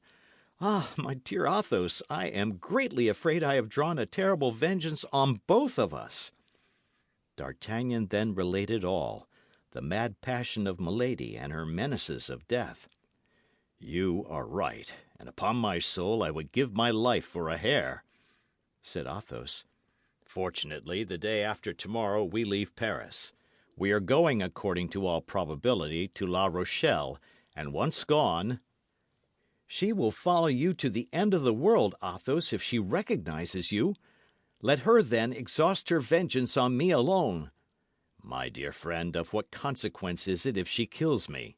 Said Athos. Do you, perchance, think I set any great store by life? There is something horribly mysterious under all this, Athos. This woman is one of the cardinal's spies, I am sure of that. In that case, take care. If the cardinal does not hold you in high admiration for the affair of London, he entertains a great hatred for you. But as, considering everything, he cannot accuse you openly, and his hatred must be satisfied, particularly when it's a cardinal's hatred, take care of yourself. If you go out, do not go out alone. When you eat, use every precaution. Mistrust everything, in short, even your own shadow. Fortunately, said D'Artagnan, all this will be only necessary till after tomorrow evening, for once with the army, we shall have, I hope, only men to dread. In the meantime, said Athos, I renounce my plan of seclusion, and wherever you go, I will go with you. You must return to the Rue des Fossoyeurs. I will accompany you. But however near it may be, replied D'Artagnan, I cannot go thither in this guise. That's true, said Athos, and he rang the bell. Grimaud entered. Athos made him a sign to go to D'Artagnan's residence and bring back some clothes. Grimaud replied by another sign that he understood perfectly, and set off. All this will not advance your outfit, said Athos, for if I am not mistaken, you have left the best of your apparel with Milady, and she will certainly not have the politeness to return it to you. Fortunately, you have the sapphire. The jewel is yours, my dear Athos. Did you not tell me it was a family jewel? Yes. My grandfather gave 2,000 crowns for it, as he once told me. It formed part of the nuptial present he made his wife, and it is magnificent. My mother gave it to me, and I, fool as I was, instead of keeping the ring as a holy relic, gave it to this wretch. Then, my friend, take back this ring, to which I see you attach much value. I take back the ring after it has passed through the hands of that infamous creature? Never. That ring is defiled, D'Artagnan. Sell it, then. Sell a jewel which came from my mother. I vow I should consider it a profanation. Pledge it, then. You can borrow at least 1,000 crowns on it. With that sum you can extricate yourself from your present difficulties, and when you are full of money again, you can redeem it, and take it back cleansed from its ancient stains, as it will have passed through the hands of usurers. Athos smiled. You are a capital companion, D'Artagnan, said he. Your never-failing cheerfulness raises poor souls in affliction. Well, let us pledge the ring, but upon one condition. What? That there shall be 500 crowns for you, and 500 crowns for me. Don't dream it, Athos. I don't need the quarter of such a sum. I who am still only in the Guards, and by selling my saddles I shall procure it. What do I want? A horse for Planchet, that's all. Besides, you forget that I have a ring likewise. To which you attach more value, it seems, than I do to mine. At least, I have thought so. Yes, for in any extreme circumstance it might not only extricate us from some great embarrassment, but even a great danger. It is not only a valuable diamond, but it is an enchanted talisman. I don't at all understand you, but I believe all you say to be true. Let us return to my ring, or rather to yours. You shall take half the sum that will be advanced upon it, or I will throw it into the Seine. And I doubt, as was the case with Polycrates, whether any fish will be sufficiently complacent to bring it back to us. Well, I will take it, then, said D'Artagnan. At this moment Grimaud returned, accompanied by Planchet. The latter, anxious about his master, and curious to know what had happened to him, had taken advantage of the opportunity and brought the garments himself. D'Artagnan dressed himself, and Athos did the same. When the two were ready to go out, the latter made Grimaud the sign of a man taking aim, and the lackey immediately took down his musketoon and prepared to follow his master. They arrived without accident at the Rue des Fossoyeurs. Bonacieux was standing at the door and looked at D'Artagnan hatefully. "Make haste, dear lodger," said he. "There is a very pretty girl waiting for you upstairs, and you know women don't like to be kept waiting." "That's Kitty," said D'Artagnan to himself, and he darted into the passage. Sure enough, upon the landing leading to the chamber, and crouching against the door, he found the poor girl all in a tremble. As soon as she perceived him, she cried, "You have promised your protection. You have promised to save me from her anger. Remember, it is you who have ruined me." "Yes, yes, to be sure, Kitty," said D'Artagnan. "Be at ease, my girl. But what happened after my departure?" "How can I tell?" said Kitty. "The lackeys were brought by the cries she made. She was mad with passion. There exists no imprecation she did not pour out against you. Then I thought she would remember it was through my chamber you had penetrated hers, and that then she would suppose I was your accomplice. So I took what little money I had, and the best of my things, and I got away." "Poor dear girl! But what can I do with you? I am going away the day after tomorrow." "Do what you please, Monsieur Chevalier. Help me out of Paris. Help me out of France." "I cannot take you, however, to the siege of La Rochelle," said D'Artagnan. "No, but you can place me in one of the provinces with some lady of your acquaintance. In your own country, for instance." "My dear little love, in my country the ladies do without chambermaids. But stop, I can manage your business for you. Planchet, go and find Aramis. Request him to come here directly. We have something very important to say to him." "I understand," said Athos. "But why not Porthos? I should have thought that his duchess—" "Oh, Porthos's duchess is dressed by her husband's clerks," said D'Artagnan, laughing. "Besides, Kitty would not like to live in the Rue d'Ozore. Isn't it so, Kitty?" "I do not care where I live," said Kitty, "provided I am well concealed, and nobody knows where I am." "Meanwhile, Kitty, when we are about to separate, and you are no longer jealous of me—" "Monsieur Chevalier, far off or near," said Kitty, "I shall always love you." "Where the devil will constancy niche itself next?" murmured Athos. "And I also," said D'Artagnan. "I also. I shall always love you, be sure of that. But now answer me. I attach great importance to the question I am about to put to you. Did you never hear talk of a young woman who was carried off one night?" "There now. Oh, Monsieur Chevalier, do you love that woman still?" "No, no. It is one of my friends who loves her. Monsieur Athos, this gentleman here." "I?" cried Athos, with an accent like that of a man who perceives he is about to tread upon an adder. "You, to be sure," said D'Artagnan, pressing Athos's hand. "You know the interest we both take in this poor little Madame Bonacieux. Besides, Kitty will tell nothing. Will you, Kitty? You understand, my dear girl," continued D'Artagnan. "She is the wife of that frightful baboon you saw at the door as you came in." "Oh, my God! You remind me of my fright. If he should have known me again!" "How? Know you again? Did you ever see that man before?" "He came twice to Milady's." "That's it. About what time?"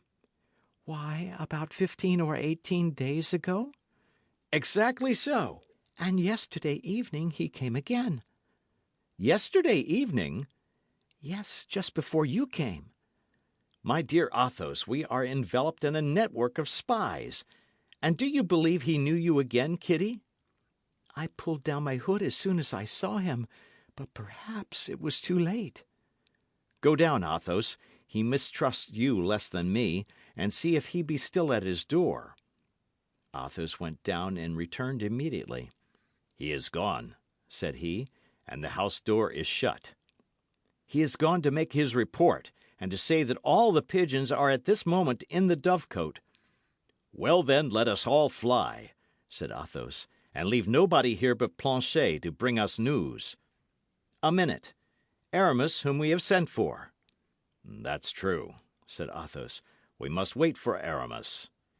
At that moment Aramis entered. The matter was all explained to him, and the friends gave him to understand that among all his high connections he must find a place for Kitty. Aramis reflected for a minute, and then said, colouring, "Will it be fully rendering you a service, D'Artagnan?" "I shall be grateful to you all my life." "Very well. Madame de Bois Tracy asked me, for one of her friends who resides in the provinces, I believe, for a trustworthy maid. If you can, my dear D'Artagnan, answer for Mademoiselle—" "Oh, monsieur, be assured that I shall be entirely devoted to the person who will give me the means of quitting Paris." "Then," said Aramis, "this falls out very well." He placed himself at the table and wrote a little note which he sealed with a ring, and gave the billet to Kitty. "And now, my dear girl," said D'Artagnan, "you know that it is not good for any of us to be here. Therefore, let us separate. We shall meet again in better days." "And whenever we find each other, in whatever place it may be," said Kitty, "you will find me loving you as I love you today." "Dicer's oaths," said Athos, while D'Artagnan went to conduct Kitty downstairs.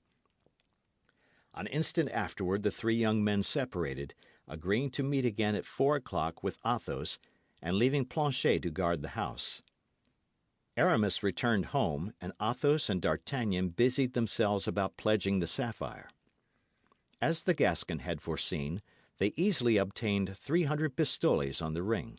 Still further, the Jew told them that if they would sell it to him, as it would make a magnificent pendant for earrings, he would give 500 pistoles for it. Athos and D'Artagnan, with the activity of 2 soldiers and the knowledge of 2 connoisseurs, hardly required 3 hours to purchase the entire equipment of the Musketeer.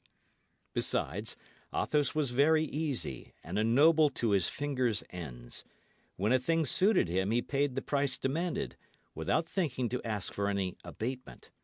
D'Artagnan would have remonstrated at this, but Athos put his hand upon his shoulder with a smile, and D'Artagnan understood that it was all very well for such a little Gascon gentleman as himself to drive a bargain, but not for a man who had the bearing of a prince.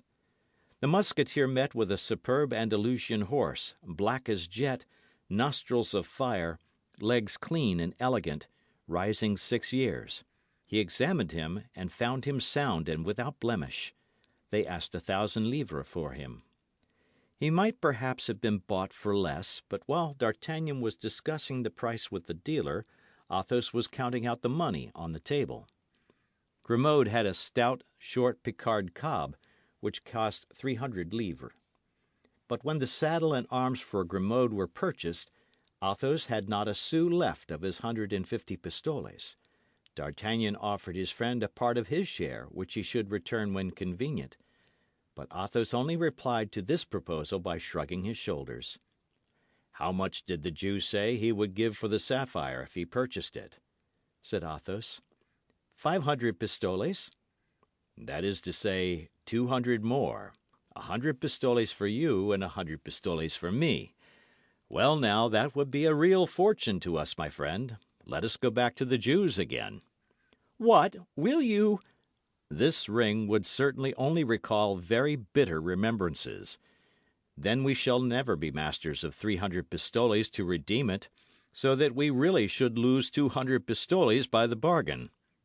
Go and tell him the ring is his, D'Artagnan, and bring back the 200 pistoles with you." "Reflect, Athos." "Ready money is needful for the present time, and we must learn how to make sacrifices. Go, D'Artagnan, go. Grimaud will accompany you with his musketoon."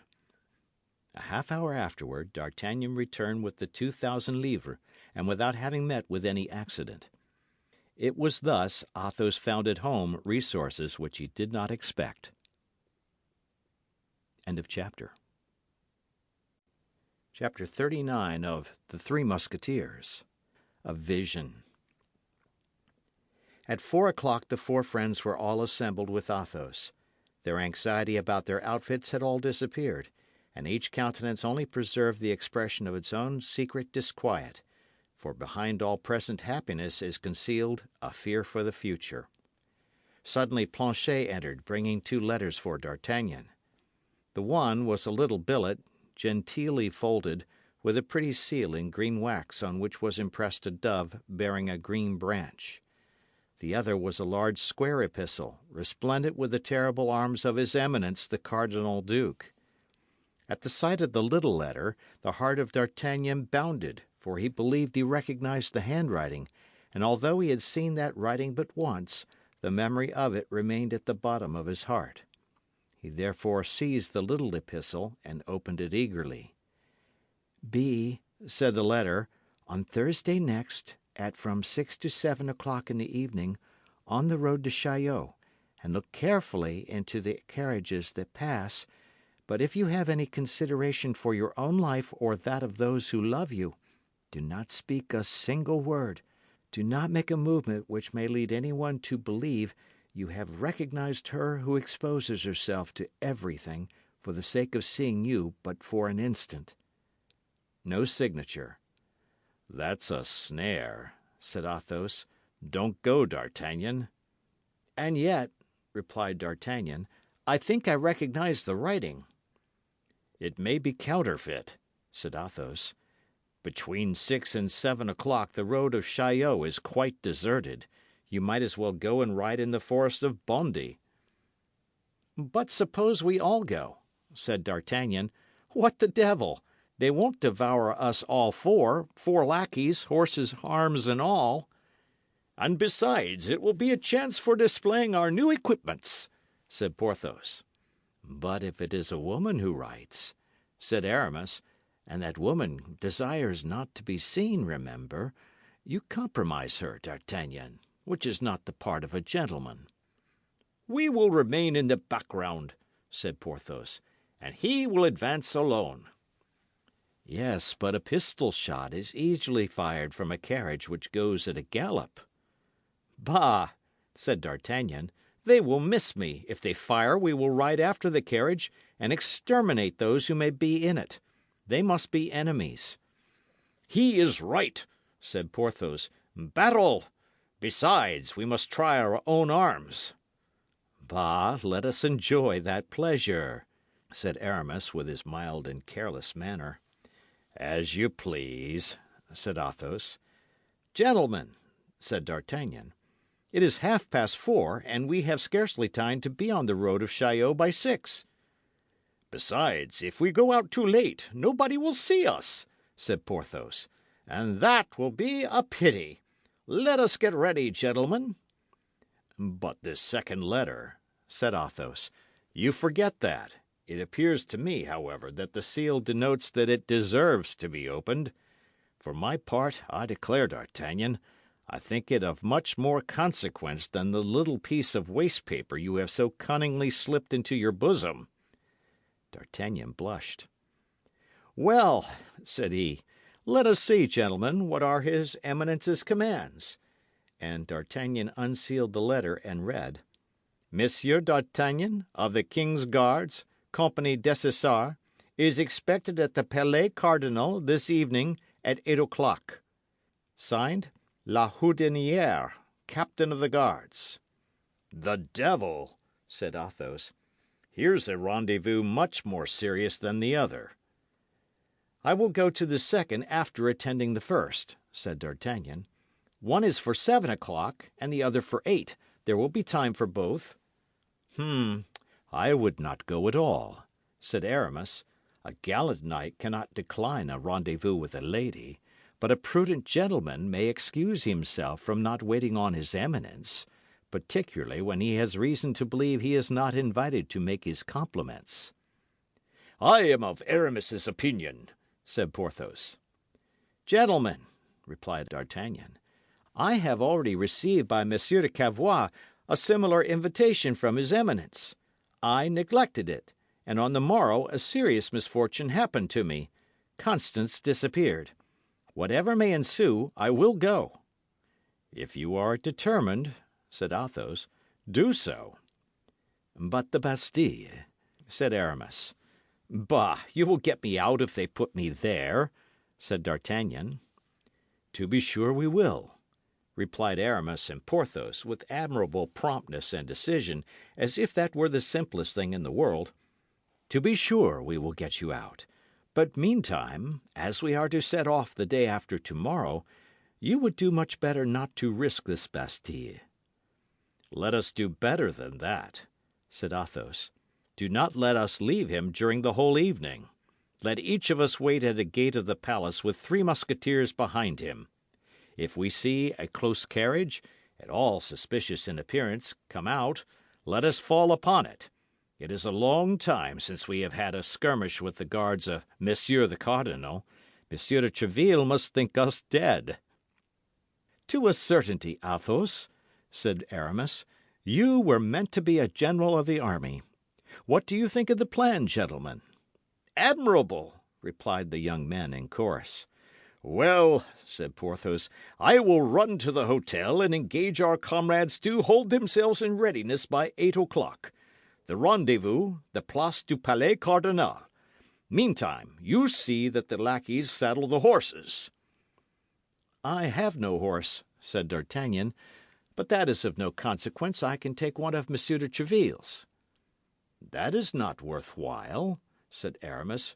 "You can have one of mine." "One of yours? How many have you, then?" asked D'Artagnan. "3," replied Aramis, smiling. "Certes," cried Athos, "you are the best mounted poet of France or Navarre." "Well, my dear Aramis, you don't want 3 horses? I cannot comprehend what induced you to buy 3." "Therefore I only purchased 2," said Aramis. "The third, then, fell from the clouds, I suppose?"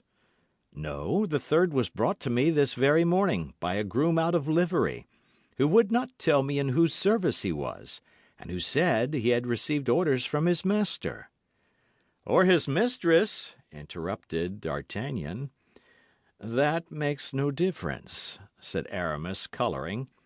"And who affirmed, as I said, that he had received orders from his master or mistress to place the horse in my stable, without informing me whence it came." "It is only to poets that such things happen," said Athos gravely.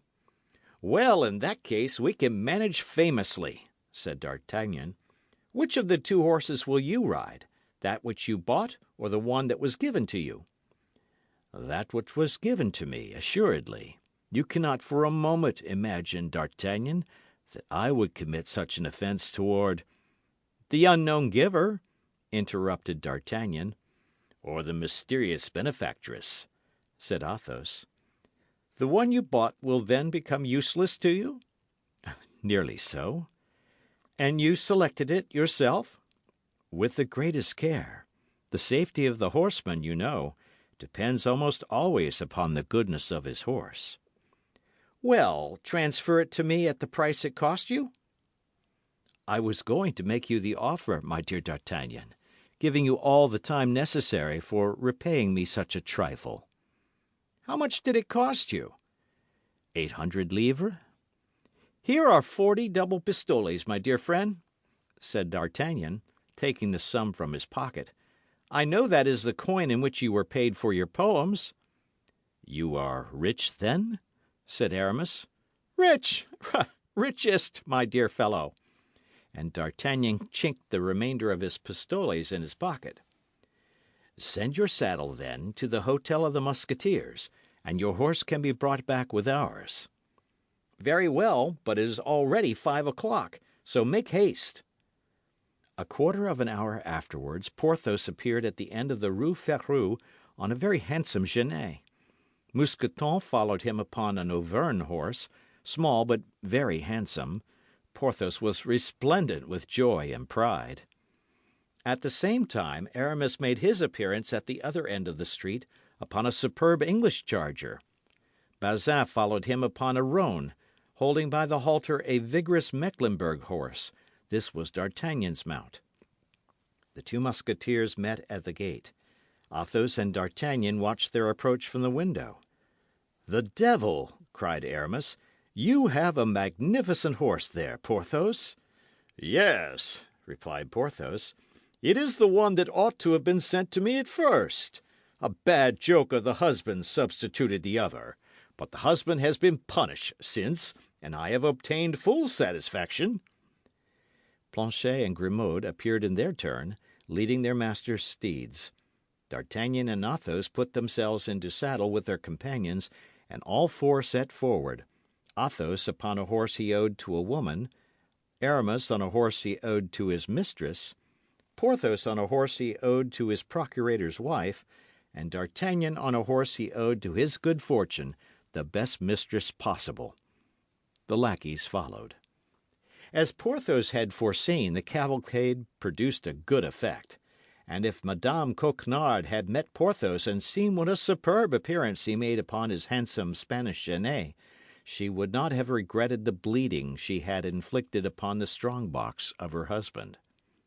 Near the Louvre, the four friends met with Monsieur de Tréville, who was returning from Saint-Germain. He stopped them to offer his compliments upon their appointments, which in an instant drew around them 100 gapers. D'Artagnan profited by the circumstance to speak to Monsieur de Tréville of the letter with the great red seal and the cardinal's arms. It is well understood that he did not breathe a word about the other. Monsieur de Tréville approved of the resolution he had adopted, and assured him that if on the morrow he did not appear, he himself would undertake to find him, let him be where he might. At this moment the clock of La Samaritaine struck 6. The four friends pleaded an engagement and took leave of Monsieur de Tréville. A short gallop brought them to the road of Chaillot. The day began to decline. Carriages were passing and repassing.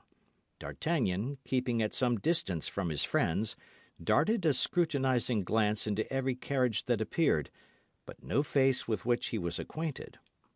At length, after waiting a quarter of an hour, and just as twilight was beginning to thicken, a carriage appeared, coming at a quick pace on the road of Sèvres. A presentiment instantly told D'Artagnan that this carriage contained the person who had appointed the rendezvous. The young man was himself astonished to find his heart beat so violently. Almost instantly a female head was put out at the window, with 2 fingers placed upon her mouth, either to enjoin silence or to send him a kiss. D'Artagnan uttered a slight cry of joy. This woman, or rather this apparition, for the carriage passed with the rapidity of a vision, was Madame Bonacieux. By an involuntary movement and in spite of the injunction given, D'Artagnan put his horse into a gallop, and in a few strides overtook the carriage. But the window was hermetically closed, the vision had disappeared. D'Artagnan then remembered the injunction, "If you value your own life or that of those who love you, remain motionless, and as if you had seen nothing." He stopped, therefore, trembling not for himself, but for the poor woman, who had evidently exposed herself to great danger by appointing this rendezvous. The carriage pursued its way, still going at a great pace, till it dashed into Paris and disappeared. D'Artagnan remained fixed to the spot, astounded and not knowing what to think. If it was Madame Bonacieux, and if she was returning to Paris, why this fugitive rendezvous? Why this simple exchange of a glance? Why this lost kiss? If on the other side it was not she, which was still quite possible, for the little light that remained rendered a mistake easy, might it not be the commencement of some plot against him through the allurement of this woman, for whom his love was known? His 3 companions joined him. All had plainly seen a woman's head appear at the window, but none of them, except Athos, knew Madame Bonacieux. The opinion of Athos was that it was indeed she, but less preoccupied by that pretty face than D'Artagnan, he had fancied he saw a second head, a man's head, inside the carriage. "If that be the case," said D'Artagnan, "they are doubtless transporting her from one prison to another. But what can they intend to do with the poor creature, and how shall I ever meet her again?" Friend, said Athos gravely, remember that it is the dead alone with whom we are not likely to meet again on this earth. You know something of that, as well as I do, I think. Now, if your mistress is not dead, if it is she we have just seen, you will meet with her again some day or other, and perhaps, my God, added he with that misanthropic tone which was peculiar to him, perhaps sooner than you wish. 7:30 had sounded. The carriage had been 20 minutes behind the time appointed. D'Artagnan's friends reminded him that he had a visit to pay, but at the same time bade him observe that there was yet time to retract. But D'Artagnan was at the same time impetuous and curious. He had made up his mind that he would go to the Palais Cardinal, and that he would learn what his Eminence had to say to him. Nothing could turn him from his purpose. They reached the Rue Saint Honore, and in the Place du Palais Cardinal they found the 12 invited Musketeers, walking about in expectation of their comrades. There only they explained to them the matter in hand. D'Artagnan was well known among the honourable corps of the king's Musketeers, in which it was known he would one day take his place. He was considered beforehand as a comrade. It resulted from these antecedents that everyone entered heartily into the purpose for which they met. Besides, it would not be unlikely that they would have an opportunity of playing either the cardinal or his people an ill turn, and for such expeditions these worthy gentlemen were always ready. Athos divided them into 3 groups, assumed the command of one, gave the second to Aramis and the third to Porthos, and then each group went and took their watch near an entrance. D'Artagnan, on his part, entered boldly at the principal gate. Although he felt himself ably supported, the young man was not without a little uneasiness as he ascended the great staircase step by step. His conduct toward Milady bore a strong resemblance to treachery, and he was very suspicious of the political relations which existed between that woman and the cardinal. Still further, De Wardes, whom he had treated so ill, was one of the tools of his Eminence, and D'Artagnan knew that while his Eminence was terrible to his enemies, he was strongly attached to his friends. If De Wardes has related all our affair to the cardinal, which is not to be doubted, and if he has recognized me, as is probable, I may consider myself almost as a condemned man, said D'Artagnan, shaking his head. But why has he waited till now? That's all plain enough. Milady has laid her complaints against me with that hypocritical grief which renders her so interesting, and this last offence has made the cup overflow. Fortunately, added he, my good friends are down yonder, and they will not allow me to be carried away without a struggle. Nevertheless, Monsieur de Tréville's company of musketeers alone cannot maintain a war against the cardinal, who disposes of the forces of all France, and before whom the queen is without power and the king without will. D'Artagnan, my friend, you are brave, you are prudent, you have excellent qualities, but the women will ruin you. He came to this melancholy conclusion as he entered the antechamber. He placed his letter in the hands of the usher on duty, who led him into the waiting room and passed on into the interior of the palace.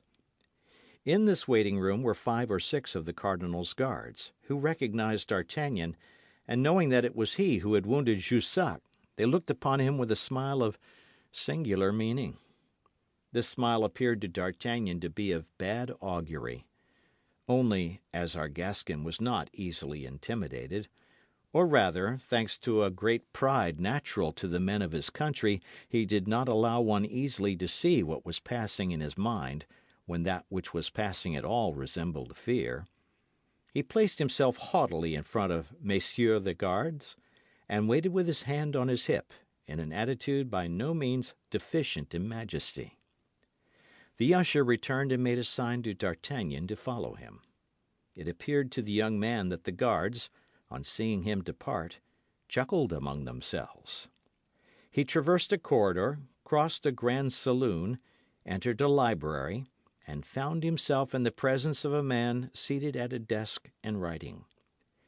The usher introduced him and retired without speaking a word. D'Artagnan remained standing and examined this man. D'Artagnan at first believed that he had to do with some judge examining his papers, but he perceived that the man at the desk wrote, or rather corrected, lines of unequal length, scanning the words on his fingers. He saw then that he was with a poet. At the end of an instant the poet closed his manuscript, upon the cover of which was written Mirame, a tragedy in 5 acts, and raised his head. D'Artagnan recognized the cardinal. End of chapter.